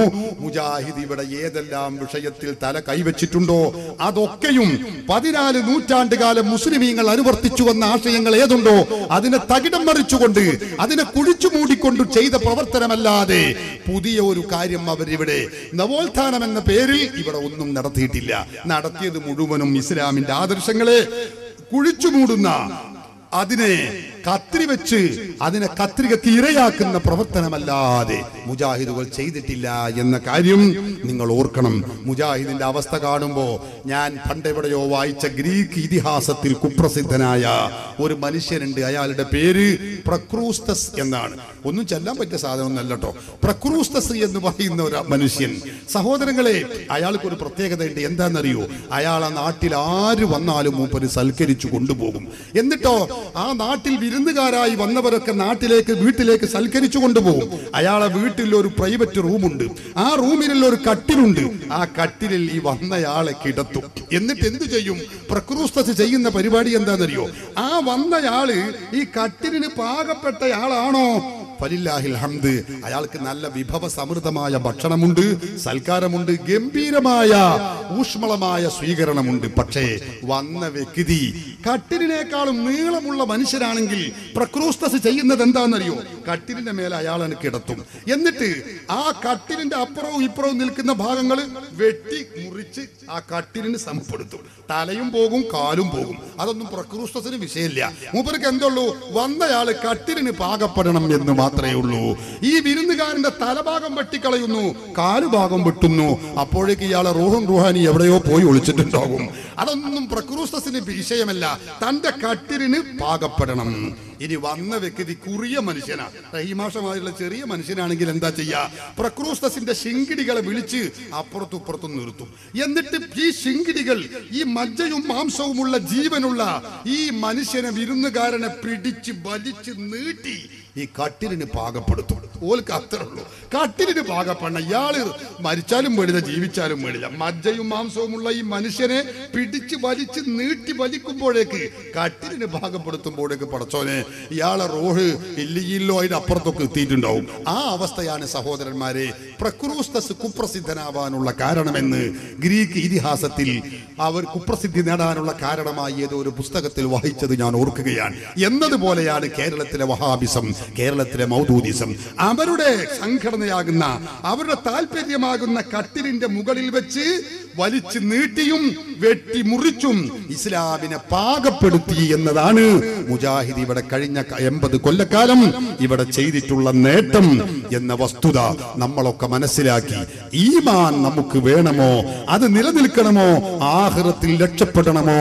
സഹോദരങ്ങളെ, പൂർവീകർ പഠിപ്പിച്ച ഇസ്ലാമിക ആശയം, അതിൽ അടിയുറച്ച് ജീവിച്ച് മഹാത്മാക്കൾ കാണിച്ചു തന്ന വഴിത്താരയിലും മാർഗത്തിലും ഉറച്ചു നിന്ന് അവരെ പിൻപറ്റി ജീവിച്ചാൽ പരിശുദ്ധ ഖുർആൻ പഠിപ്പിച്ചതുപോലെ യാ അയ്യുഹല്ലദീന ആമനു തഖുല്ലാഹ വകൂനൂ മഅസ്സാദിഖീൻ, സത്യവാന്മാരായ പൂർവീകരുടെ കൂടെ അടിയുറച്ച് ജീവിച്ചാൽ നമുക്ക് വിജയമുണ്ട്, നേട്ടമുണ്ട്, സ്വർഗമുണ്ട്. അള്ളാഹു നമുക്കെല്ലാവർക്കും അതിനുള്ള തൗഫീഖ് നൽകട്ടെ. അതിൽ നിന്ന് വിഘടിച്ചു പോയ ഏത് വിഭാഗമുണ്ടോ അവർ ഇസ്ലാമിന്റെ പേരിൽ ഖുർആനിന്റെ പേരിൽ ജീവിച്ചത് കൊണ്ട് കാര്യമായില്ല. അള്ളാഹുവിന്റെ ഹബീബ് പറഞ്ഞതെന്താ? കുല്ലുഹും ഫിന്നാർ ഇല്ലാ മില്ലത്തൻ വാഹിദ, അഹ്ലുസുന്നയല്ലാത്ത ആളുകളൊക്കെ നരകത്തിൽ പോകുമെന്ന് അല്ലാഹു റസൂൽ ഹബീബ് മുഹമ്മദുർ റസൂലുള്ളാഹി സ്വല്ലല്ലാഹു അലൈഹി വസല്ലം പഠിപ്പിച്ചതാണ്. അവരുടെ നിസ്കാരം കൊണ്ട് കാര്യമില്ല. ലാ യഖ്ബലുല്ലാഹു മിനൽ മുബ്തദിഇ, സുന്നിയല്ലാത്ത ആളുകളിൽ നിന്ന് അല്ലാഹു സ്വീകരിക്കുകയില്ല. സ്വലാത്തൻ, അവരുടെ നിസ്കാരം സ്വീകരിക്കൂല. വലാ സകാത്തൻ, അവരുടെ സകാത്ത് സ്വീകരിക്കൂല. വലാ സൗമൻ, അവരുടെ നോമ്പ് സ്വീകരിക്കൂല. വലാ നുസുകൻ, അവരുടെ ഹജ്ജ് ഉംറ കർമ്മങ്ങൾ സ്വീകരിക്കില്ല. വലാ സർഫൻ വലാ അദിലാ, സുന്നിയല്ലാത്ത ആളുകൾ താടിക്ക് നീളത്തിന് കുറവുണ്ടാവൂല. അവർ പള്ളിയിൽ ഇഴ്തികാഫിരിക്കുന്നവരായിരിക്കും, അവർ ഖുർആൻ ഓതുന്നവരായിരിക്കും, നിസ്കാരം നിർവഹിക്കുന്നവരായിരിക്കും. പക്ഷേ അവരിൽ നിന്ന് പുണ്യകർമ്മങ്ങളും അല്ലാഹു സ്വീകരിക്കുകയില്ല. ഹബീബ് മുഹമ്മദുർ റസൂലുള്ളാഹി സ്വല്ലല്ലാഹു അലൈഹി വസല്ലം പഠിപ്പിക്കുന്നു. അതുകൊണ്ട് നമ്മളാരും രാഷ്ട്രീയപരമായി നിങ്ങൾ മുസ്ലിം ലീഗ് ആവാം, കോൺഗ്രസ് ആവാം, മാർക്സിസ്റ്റ് പാർട്ടി ആവാം, കേരള കോൺഗ്രസ് ആവാം, PDP, ഏത് പാർട്ടിയാണെങ്കിലും ശരി, ഇസ്ലാമികമായി ആദർശപരമായി അഹ്ലുസുന്ന വൽ ജമാഅത്തിൽ അടിയുറച്ച് ജീവിക്കുന്നുവോ അവർക്ക് സ്വർഗമുണ്ട്. അവർക്ക് മാത്രമേ സ്വർഗമുള്ളൂ. അല്ലാത്തവരുടെ ഇബാദത്തുകൾ അല്ലാഹു അസ്വീകാര്യമാക്കുന്നു, സ്വീകരിക്കുന്നില്ല, തള്ളുമെന്ന് ഹബീബ് മുഹമ്മദുർ റസൂലുള്ളാഹി സ്വല്ലല്ലാഹു അലൈഹി വസല്ലം പഠിപ്പിച്ചതാണ്. ആ യഥാർത്ഥ സുന്നത്ത് ജമാഅത്തിൽ അടിയുറച്ച് ജീവിക്കുവാനുള്ള മഹാഭാഗ്യം നമുക്കെല്ലാവർക്കും, നമ്മുടെ നാട്ടുകാർക്കും കുടുംബങ്ങൾക്കും വേണ്ടപ്പെട്ടവർക്കും അല്ലാഹു പ്രദാനം ചെയ്യട്ടെ. നമ്മുടെ നാട്ടിൽ തെറ്റിദ്ധാരണയുടെ പേരിൽ അകപ്പെട്ടുപോയ മാറി നിൽക്കുന്നവർക്ക് ഹിദായത്ത് അല്ലാഹു നൽകട്ടെ. അത്തരം ഷെറുകളെ തൊട്ടും പിഴച്ച പ്രസ്ഥാനങ്ങളെ തൊട്ടും നമ്മളെയും നമ്മുടെ നാട്ടുകാരെയും നമ്മുടെ നാട്ടിലെ നമ്മുടെ ഖിയാമത്ത് നാൾ വരെയുള്ള സന്താന പരമ്പരകളെയും നാട്ടിലെ നാക്കാലികളെയും അല്ലാഹു കാത്തുരക്ഷിക്കട്ടെ. വആഖിറു ദഅവാനാ അനിൽ ഹംദുലില്ലാഹി റബ്ബിൽ ആലമീൻ. ചോദ്യങ്ങൾ ഉന്നയിക്കാൻ വന്നവർക്കുള്ള അവസരമാണ്, ചോദിക്കാവുന്നതാണ്. നല്ലൊരു വൈജ്ഞാനിക പരിപാടിയാണ്.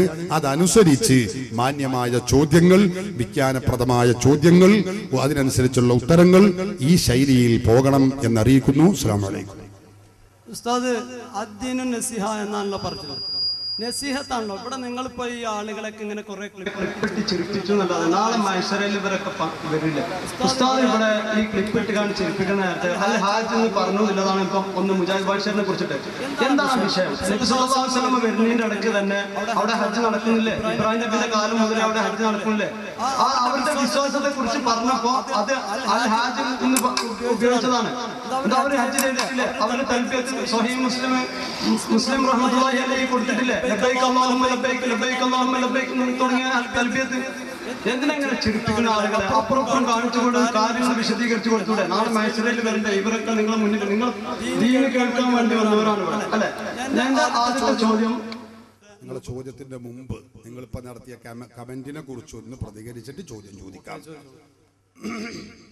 ദീന് നസീഹത്താണ് ആണ്. അത് വിചാരിച്ചിട്ട് തന്നെ ഞങ്ങളെ സമയവും സന്ദർഭവും പണവും ഒക്കെ മുടക്കിയിട്ട് ഇത് ചെയ്യുന്നത്. ഞങ്ങളിപ്പോൾ പറഞ്ഞതെന്താ? ഇതുവരെയും ക്ലിപ്പിട്ട് ചിരിപ്പിക്കാൻ വേണ്ടിയല്ല, ജനങ്ങൾ ചിരിച്ചു പോയതാണ്. അതിന് ഞങ്ങൾ ഉത്തരവാദിയല്ല. അത് മുജാഹിദ് ഇത് ചെയ്യുമ്പോൾ നോക്കേണ്ടിയിരുന്നു. ഒന്ന്. രണ്ടാമത്തെ കാര്യം, ഞങ്ങൾ ഈ ക്ലിപ്പൊക്കെ ഇട്ട് കാണിച്ചു കൊടുത്തത് എന്താ? കഴിഞ്ഞ 19 അല്ലെങ്കിൽ 90 വർഷക്കാലം മുജാഹിദ് പ്രവർത്തിച്ച് അവർ നേടിയെടുത്ത നേട്ടത്തിന്റെ ചെറിയ ചിത്രം കാണിക്കാൻ വേണ്ടിയാണ് ഞങ്ങൾ ഇവിടെ ക്ലിപ്പിട്ട് കൊടുത്തത്. അതുകൊണ്ട് അത് ഞങ്ങൾ ഉദ്ദേശിച്ച ഫലം എന്താണോ അതിവിടെ ഞങ്ങൾ കേൾപ്പിച്ചു കൊടുത്തിട്ടുണ്ട്, കാണിച്ചു കൊടുത്തിട്ടും ഉണ്ട്. പിന്നെ നിങ്ങൾക്ക് അവിടെ പറയാനുള്ള പ്രശ്നം എന്താ? റസൂലുള്ളാഹി തങ്ങളുടെ മുമ്പ് ജാഹിലിയത്തിൽ തൽബിയത്ത് ചൊല്ലിയിരുന്നില്ലേ? തൽബിയത്ത് ചൊല്ലിയിരുന്നു, ആർക്കും സംശയമൊന്നുമില്ല. പക്ഷേ പരിശുദ്ധ ഇസ്ലാമിൽ ഹാജ് എന്നും അൽ ഹാജ് എന്നും പറയാനുള്ള നിബന്ധന എന്താണ് എന്ന കാര്യം നിങ്ങൾക്ക് അറിയുമെങ്കിൽ നിങ്ങളത് വിശദീകരിക്കണം. ഒരു തൽബിയത്ത് ചൊല്ലതുകൊണ്ട് ഇസ്ലാമിക ഭാഷയിൽ അയാളെക്കുറിച്ച് ഹാജ് എന്നോ അൽ ഹാജ് എന്നോ പറയാൻ പറ്റുമോ ഇല്ലയോ? നിങ്ങൾക്ക് അതിനെക്കുറിച്ച് പഠിച്ചിട്ടുണ്ടെങ്കിൽ നിങ്ങൾക്ക് പറയാം, ഇല്ലെങ്കിൽ മുണ്ടാതിരിക്കാം. നിങ്ങൾ ഈ കാര്യം മനസ്സിലാക്കണം. ഒരാൾ ഒരു തൽബിയത്തോട് ചെല്ലുമ്പോഴേക്ക് ആളെ പറ്റി ഹാജി എന്ന് പറയാൻ പറ്റുമോ? നിങ്ങൾ എവിടെ നിന്നാണ് മതം പഠിച്ചത് എനിക്കറിയുന്നില്ല. ഞാൻ നിങ്ങളെ കുറ്റപ്പെടുത്താൻ വേണ്ടി പറയല്ല. നിങ്ങളെ ആ മുജാഹിദ് പഠിപ്പിച്ചത് ശുദ്ധ അസംബന്ധമാണ് എന്ന് നിങ്ങൾ ആദ്യം മനസ്സിലാക്കണം. അപ്പുറമൊന്നും അറിയാതെയും കാണാതെയും അല്ല അത് ഇട്ടിട്ടുള്ളത് എന്ന കാര്യവും കൂടി നിങ്ങൾ ഓർക്കണം. ഇത് മുജാഹിദുകളുടെ സ്ഥിരം പരിപാടിയാണ്. അപ്പുറം കട്ട് ചെയ്തു, കട്ടു, മോഷ്ടിച്ചു എന്നൊക്കെ പറയും. ഒന്നും ചെയ്യേണ്ട കാര്യമില്ല. മുജാഹിദ് പ്രസ്ഥാനം പ്രവർത്തിക്കുന്ന വിശ്വസിക്കുന്ന വിശ്വാസാണ് ഈ പറഞ്ഞിട്ടുള്ളതൊക്കെ. മക്കയിലെ മുശ്രിക്കുകൾ അള്ളാഹുവിന് വേണ്ടി നോമ്പനുഷ്ഠിച്ചിരുന്നു, അള്ളാഹുവിന് വേണ്ടി ഇത്തിക്കാഫിരുന്നിരുന്നു. അതുപോലെ തന്നെ ഇങ്ങനെ ഒരുപാട് വിശ്വാസം മുജാഹിദ് വെച്ചു പുലർത്തുന്നുണ്ട്. ഈ ഹജ്ജ് മാത്രമല്ല, അതെല്ലാം കൂടി പറയാൻ സമയമില്ലാത്തത് കൊണ്ടാണ്. ആവശ്യപ്പെടുകയാണെങ്കിൽ ഞാൻ അതിടും. എല്ലാം ഇവിടെ എൻ്റെ കയ്യിൽ റെഡിയാണ്. അപ്പൊ അതുകൊണ്ട് ഞങ്ങൾ നസീഹത്തോടു കൂടെ തന്നെയാണ് ഇവിടെ പറഞ്ഞിട്ടുള്ളത്. അല്ലാതെ മുജാഹിദാണ് എന്ന് കരുതി എന്തെങ്കിലും പറയല്ല. അങ്ങനെയാണെങ്കിൽ ഇതൊന്നുമല്ല പറയാം. വേറെ തന്നെ രസാവഹമായ പറയാൻ എൻ്റെ കയ്യിൽ തന്നെ ലാപ്ടോപ്പിലുണ്ട്. അതൊന്നും ഞാൻ പറഞ്ഞിട്ടില്ല. ഇപ്പൊ ഇവിടെ പറഞ്ഞത് ഒരു അദ്ദീനു അന്നസീഹ എന്ന നസീഹത്ത് അനുസരിച്ച് തന്നെയാണ് എന്ന കാര്യം ഓർമ്മപ്പെടുത്തുന്നു.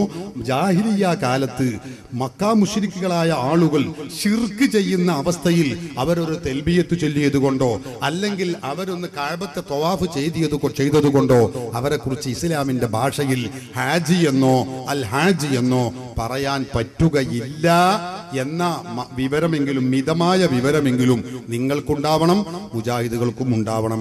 അത് ഉണ്ടായതുകൊണ്ടാണ് ഞങ്ങൾ ഈ ക്ലിപ്പ് കാണിച്ചതും പറഞ്ഞിട്ടുള്ളതും എന്നറിയിക്കുന്നു. ഇനി നിങ്ങൾ ചോദ്യം ചോദിച്ചോളൂ. നബി സല്ലല്ലാഹു അലൈഹി വസല്ലം 40 വയസ്സ് വരെ നുബുവത്ത് കിട്ടുന്നത് വരെ അൽ അമീനായി ജീവിച്ചു. എല്ലാവർക്കും ഇഷ്ടപ്പെട്ട് ജീവിച്ചു. ലാ ഇലാഹ ഇല്ലല്ലാഹ് പറഞ്ഞത് കാരണം അവിടെ നിന്നും അക്രമം സഹിക്കേണ്ടി വന്നു. നബി സല്ലല്ലാഹു അലൈഹി വസല്ലം ഹിജ്റ പോകുന്നത് വരെയുള്ള കാലഘട്ടത്തിൽ, നുബുവത്ത് കിട്ടിയതിൻ്റെയും ഹിജ്റ പോകുന്നതിൻ്റെയും ഇടയ്ക്കുള്ള കാലഘട്ടത്തിൽ അവിടെ നബിയെ ആക്രമിച്ചിരുന്ന മക്കാ മുശ്രിക്കുകൾ ചെയ്തിരുന്ന ആരാധന അള്ളാഹു അല്ലാത്തവർക്ക് ചെയ്തിരുന്നു എന്ന് പറയുന്നു. അതുകൊണ്ടാണല്ലോ ശിർക്ക് വന്നത്. എന്തായിരുന്നു ആ ആരാധന? അള്ളാഹുവിനെ യഥാർത്ഥ രൂപത്തിൽ വിശ്വസിക്കാതെ അവർ ചെയ്തിരുന്ന എല്ലാ ആരാധനയും ഇസ്ലാമിന്റെ പുറത്തായിരുന്നു. ആരാധനകൾ വിശദീകരിക്കണം. ഒന്ന്, ഹിജ്റ പോയതിനു ശേഷം നിസ്കാരം, അതുപോലെ നോമ്പൊക്കെ നിർബന്ധമാകുന്നത് അതിനൊക്കെ മക്കാ മുശ്രിക്കുകൾ ചെയ്തിരുന്ന അവരുടെ ആരാധനമാർക്ക് ചെയ്തിരുന്നു എന്ന് പറഞ്ഞിരുന്ന ആരാധന എന്താണെന്ന് വിശദീകരിക്കണം. നിങ്ങൾ ഉദ്ദേശിക്കുന്നത് അവർ നടത്തിയിരുന്ന തൽബിയത്തിന്റെ കാര്യം പറഞ്ഞ് ഇനിയും ഹജ്ജിലേക്ക് കൊണ്ടുപോകാനാണ്. നേരത്തെ ഉസ്താദ് പറഞ്ഞ വിശദീകരണം അതിന് പൂർണ്ണമായിട്ടുണ്ട് എന്നാണ് എനിക്ക് പറയാനുള്ളത്. അവരെന്ത് ഇബാദത്ത് നടത്തിയിട്ടുണ്ടെങ്കിലും അള്ളാഹുവിനെ യഥാർത്ഥ രൂപത്തിൽ വിശ്വസിക്കാതെ, അള്ളാഹുവിൻ്റെ റസൂലിനെ യഥാർത്ഥ രൂപത്തിൽ വിശ്വസിക്കാതെ ആരെന്ത് ഇബാദത്ത് നടത്തിയാലും അത് ദീനിൽ സ്വീകാര്യമേ അല്ല. അള്ളാഹു തആല യഥാർത്ഥ രൂപത്തിൽ വിശ്വസിക്കാതെ ശരിയാണ്. അള്ളാഹു ഖുർആനിലൂടെ പറയുന്നുണ്ട്. ശരി, അള്ളാഹുവിനെ ശിർക്ക് വെച്ചു എന്ന് പറയുന്നു. ശിർക്ക് വെക്കുന്നത് ഏത് കാര്യത്തിലായിരുന്നു? എന്ത് കാര്യത്തിലായിരുന്നു ശിർക്ക് വെച്ചിരുന്നത്? എന്താണ് ആ ആരാധന എന്നാണ് ഞാൻ ചോദിച്ചത്. അതായത് മക്കാ മുശ്രിക്കുകൾ ചെയ്തിരുന്ന ശിർക്ക് വെച്ച ആരാധന. ശിർക്ക് എന്ന് പറഞ്ഞാൽ എന്താണ് എന്ന് മനസ്സിലാക്കിയാൽ ആ പ്രശ്നത്തിന്റെ പരിഹാരമായി. ശിർക്ക് പണ്ഡിതന്മാർ വിശദീകരിച്ചിട്ടുണ്ട്. ഒന്ന്, ശിർക്ക് എന്ന് പറഞ്ഞാൽ ലോക പ്രശസ്ത വിശ്വാസ ശാസ്ത്ര ഗ്രന്ഥമായ ശറഹുൽ അഖായിദ്, അതുപോലെ തന്നെ ശറഹുൽ മഖാസിദ് പോലെയുള്ള ഗ്രന്ഥങ്ങളിൽ രേഖപ്പെടുത്തി വെച്ചത് കാണാം. ഇസ്ബാത്തു ശരീകി ഫിൽ ഉലൂഹിയ്യതി ബിമാനാ വുജൂബിൽ വുജൂദി ഔ ബിമാനാ ഇസ്തിഹ്ഖാഖിൽ ഇബാദ. ഇതിനാണ് ശിർക്ക് എന്ന് പറയുന്നത്. ഈ ശിർക്കായിരുന്നു മക്കയിലെ മുശ്രിക്കുകൾ വെച്ചു പുലർത്തിയിരുന്നത്. എന്താണ് അതിന്റെ അർത്ഥം? അല്ലാഹുവിൽ സ്വയം പര്യാപ്തനാണ് എന്ന രൂപത്തിൽ അള്ളാഹുവിന്റെ വിശേഷണങ്ങൾ മറ്റൊരു സൃഷ്ടികളിൽ അവർ ചാർത്തിയിരുന്നു എന്ന് പറഞ്ഞാൽ അള്ളാഹുവിനെ നേരത്തെ ഇവിടെ പറഞ്ഞ മറുപടി തന്നെ യഥാർത്ഥ രൂപത്തിൽ വിശ്വസിക്കേണ്ടതുപോലെ വിശ്വസിച്ചില്ല. അള്ളാഹുവിന്റെ ഗുണവിശേഷണങ്ങൾ ഈ മറ്റു സൃഷ്ടികളിലും മറ്റു വസ്തുക്കളിലും ചാർത്തുകയും ആ ചാർത്തിക്കൊണ്ട് അള്ളാഹുവിന്റെ വിശ്വാസത്തിൽ കളങ്കമുണ്ടാക്കുകയും ചെയ്തു. അതാണ് ഒരു ശിർക്ക്. ഒരു ശിർക്കിന്റെ ഒരു ഇനം അതാണ്. രണ്ടാമത്തെ ഇനം, ആ അള്ളാഹുവിന് സമർപ്പിക്കേണ്ടുന്ന ഇബാദത്ത് ആ ഇബാദത്ത് മക്കയിലെ മുശ്രിക്കുകൾ അല്ലാഹുവിനല്ലാതെ മറ്റ് ശരീക്കായ പങ്കാളികളായ ഇതര ദൈവങ്ങളുണ്ട്. ലാത്ത, ഉസ്സ, മനാത്ത പോലോത്ത ദൈവങ്ങളുണ്ട്. ആ ദൈവങ്ങൾക്കും അവർ ചാർത്തി കൊടുത്തു, ആ ദൈവങ്ങൾക്ക് അവർ സമർപ്പിച്ചു. ഇതുമാണ് ശിർക്കിന്റെ രണ്ട് വകഭേദങ്ങൾ. ഈ രണ്ട് ഇനവും മക്കയിലെ മുശ്രിക്കുകൾ ചെയ്തിരുന്നു. അതുകൊണ്ടാണ് അവരെ കുറിച്ച് മുശ്രിക്കുകളെന്നും അവർ ഇസ്ലാമിൽ ശിർക്ക് അല്ല, അവര് അള്ളാഹുവിന്റെ കൂടെ പങ്കുവെച്ചവരാണ് എന്നും പറയാനുള്ള കാരണം. ചോദിച്ചോളൂ. അല്ലാഹു സുബ്ഹാനഹു വ തആലയുടെ ഏതെങ്കിലും കാര്യത്തിൽ അവർ ശിർക്ക് വെച്ചിരുന്നു എന്ന് പറഞ്ഞു, ഇബാദത്തിലൂടെ ശിർക്ക് വെച്ചിരുന്നു എന്ന് പറഞ്ഞു. ഇബാദത്തിലൂടെ മാത്രമല്ല, അങ്ങനെയും ശിർക്ക് വെച്ചിരുന്നു. ശരി, ഖുർആനിൽ ഒരു ഭാഗത്ത് എന്തിനാ നിങ്ങൾ അവരെ ആരാധിക്കുന്നു എന്ന് ചോദിച്ചാൽ, ഹൗലായി ശുഫഹാഉന ഇൻദല്ലാഹ്, അള്ളാഹുവിന്റെ അടുത്ത് ഇവർ ഞങ്ങളെ ശുപാർശക്കാരാണ് എന്ന് പറഞ്ഞിരുന്നു. അള്ളാഹുവിന്റെ അടുത്ത് ഇവർ ശുപാർശക്കാരാണ്. അതുപോലെ തന്നെ സുമർ സൂറത്തിൽ 3-ാമത്തെ എന്തിനാ അള്ളാഹുവിന് പുറമെ ഔലിയാക്കൾ സ്വീകരിച്ചു എന്ന് പറഞ്ഞാൽ, മാ നഅ്ബുദുഹും ഇല്ലാ ലിയുഖർരിബുനാ ഇലല്ലാഹി സുൽഫ എന്നും, അള്ളാഹുവിലേക്ക് അടുപ്പിക്കാനല്ലാതെ ഞങ്ങൾ ഇവർക്ക് ആരാധന ചെയ്യുന്നില്ല. അപ്പൊ ഏറ്റവും ഉന്നതനായി അള്ളാഹുവിനെ മാത്രമായിരുന്നു അവർ അംഗീകരിച്ചിരുന്നത്. എന്നിട്ടും അവർ ശിർക്ക് വന്നു. അവർ കപ്പലിൽ കയറി കടലിലൂടെ സഞ്ചരിക്കുമ്പോൾ എനിക്കെന്റെ വിശദീകരിക്കണ്ടേ? അവർ അവിടെയും എന്താ ചെയ്തിരുന്ന, അവിടുന്ന് ബുദ്ധിമുട്ട് വരുമ്പോ അള്ളാഹുവിനെ മാത്രം അവരെ മുഖ്ലിസീന ലഹുദ്ദീനായിട്ട് വിളിച്ച് പ്രാർത്ഥിച്ചിരുന്നു. എന്നാൽ കരയിലേക്ക് എത്തിയാൽ അവര് എന്ത് ശിർക്ക് വെച്ചിരിക്കും. ഇങ്ങനെയുള്ള ഈ വിശ്വാസം ഇന്ന് ഈ മുസ്ലിം സമുദായത്തിലുള്ള പല ആളുകളും ചെയ്യുന്നില്ലേ? ഒറ്റ ആളും ചെയ്യുന്നില്ല. ഉണ്ട് എന്ന് ഞാൻ തെളിയിച്ചാലോ? ഒറ്റ ആളും ഈ യഥാർത്ഥ മുസ്ലിം വിശ്വാസത്തിൽപ്പെട്ട ഒരാളും ചെയ്യുന്നില്ല. മക്കയിലെ മുശ്രിക്കുകൾ ചെയ്തിരുന്ന പ്രവൃത്തി ഒരാളും ചെയ്യുന്നില്ല. സുന്നികളായ ആളുകളെ കുറിച്ചാണ് നിങ്ങൾ ഉദ്ദേശിക്കുന്നത്. മുസ്ലിമീങ്ങൾ എന്ന് പറഞ്ഞത് കൊണ്ട് നിങ്ങൾ ഉദ്ദേശിക്കുന്നത് സുന്നികളെ കുറിച്ചാണെന്ന് ഞങ്ങൾക്കറിയാം, എനിക്കറിയാം. അതുകൊണ്ട് ഞാൻ പറയുന്നു, സുന്നികളായ മുസ്ലിമീങ്ങൾ ആരും മക്കയിലെ മുശ്രിക്കുകൾ ചെയ്യുന്ന ഈ പരിപാടി ചെയ്തിട്ടേ ഇല്ല. എന്തുകൊണ്ട്? നിങ്ങൾക്ക് അവിടെ ഭീമമായ ഒരു അബദ്ധം പിണഞ്ഞിട്ടുണ്ട്. എന്താണ് അബദ്ധം? മക്കയിലെ മുശ്രിക്കുകൾ പറഞ്ഞു ഹൗലായി ശുഫാഉന ഇൻദല്ലാഹ് എന്ന് മക്കയിലെ മുശ്രിക്കുകൾ പറഞ്ഞിരുന്നു എന്ന് നിങ്ങൾ പറഞ്ഞു. മാ നഅ്ബുദുഹും ഇല്ലാ ലിയുഖർരിബൂനാ ഇലല്ലാഹി സുൽഫ എന്നൊക്കെ പറഞ്ഞിരുന്നു. അപ്പൊ അതുകൊണ്ട് ഹൗലായി ശുഫാഉന ഇൻദല്ലാഹ് എന്ന് പറഞ്ഞപ്പോ അള്ളാഹുവിലേക്ക് ഞങ്ങൾക്ക് ശഫാഅത്ത് നൽകാനുള്ള ആളുകളാണ് മഹാത്മാക്കൾ എന്നവർ പറഞ്ഞല്ലോ. അത് ശിർക്കാണെന്നാണല്ലോ അള്ളാഹു ഖുർആനിൽ പറഞ്ഞത്. ഞങ്ങളെ ചോദ്യത്തിന്റെ കാതൽ ഞാൻ പറയുന്നു, നിങ്ങൾക്ക് അവിടെ ഭീമമായ അബദ്ധം പറ്റിയിരിക്കുന്നു. ഇവർ ഞങ്ങൾക്ക് ശഫാഅത്ത് ചെയ്യും എന്ന് പറഞ്ഞതല്ല ഇവരുടെ ശിർക്കിന്റെ കാരണം. അത് നിങ്ങൾ ചിന്തിക്കാത്തത് കൊണ്ടാ. ശിർക്ക് എന്താ? അത് പരിശുദ്ധ ഖുർആൻ തന്നെ പഠിപ്പിച്ചു. അലാ ലില്ലാഹി ദീനുൽ ഖാലിസ് വല്ലദീന ഇത്തഖദൂ മിൻ ദൂനിഹി ഔലിയാ മാ നഅ്ബുദുഹും ഇല്ലാ ലിയുഖർരിബുനാ ഇലല്ലാഹി സുൽഫ. എന്താണത്? മക്കയിലെ മുശ്രിക്കുകൾ അവർ ചെയ്തതെന്താ? അല്ലാഹുവേതര ദൈവങ്ങൾക്ക് അവർ ആരാധിച്ചു. ഇതാണ് പ്രശ്നം. ഖുർആനിൽ ഒരുപാട് ആയത്തുകൾ നിങ്ങൾ ഓതുന്ന ഏതായത്തുണ്ടോ, ഏതായത്തിന്റെ തഫ്സീർ ഞാൻ ഇവിടെ നിന്ന് പറയാം. എത്രയോ ആയത്തുകൾ ഖുർആനിൽ പറഞ്ഞു മക്കയിലെ മുശ്രിക്കുകൾ വയഅ്ബുദൂന മിൻ ദൂനില്ലാ, അല്ലാഹുവിനെയും വിട്ട് അവർ ആരാധിച്ചു, ഇതര ദൈവങ്ങൾക്ക് ആരാധിച്ചു. അല്ലാഹുവിനെ നൽകേണ്ടുന്ന ആരാധന ഇതര ദൈവങ്ങൾക്ക് നൽകി, ഇതര ദൈവങ്ങളെ ആരാധിച്ചു. ഇതാണ് ഇവിടത്തെ പ്രശ്നം. അത് നിങ്ങൾ മനസ്സിലാക്കണം. അപ്പൊ അല്ലാഹു അല്ലാത്തവർക്ക് ആരാധന നടത്തി എന്നതാണ് ഇവിടുത്തെ ശിർക്ക്. ആരാധന ചെയ്തപ്പോ അവരെന്ത് പറയുകയും ചെയ്തു? ഞങ്ങൾ ആരാധിക്കുന്നത് എന്തിനാണ്? ഞങ്ങൾ ഇങ്ങനെ ഈ ലാത്തക്കും റുസ്സക്കും മനാത്തക്കും ആരാധിച്ചാൽ ആ ലാത്തയും റുസ്സയുമാകുന്ന ദൈവങ്ങൾ ഞങ്ങൾക്ക് ഞങ്ങളുടെ വലിയ തമ്പുരാന്റെ മുമ്പിൽ ഞങ്ങൾക്ക് ആവശ്യമായ ഉപകാരങ്ങൾ ചെയ്തു തരും എന്നതിന് വേണ്ടിയാണ് ഞങ്ങൾ ഈ പറയുന്ന കൊച്ചു കൊച്ചു ദൈവങ്ങളൊക്കെ ആരാധിക്കുന്നത് എന്നാണ് മക്കയിലെ മുശ്രിക്കുകൾ പറഞ്ഞിട്ടുള്ളത്. അപ്പൊ ഇവിടത്തെ പ്രശ്നം നിങ്ങൾ മനസ്സിലാക്കിയതുപോലെയല്ല. എന്ത്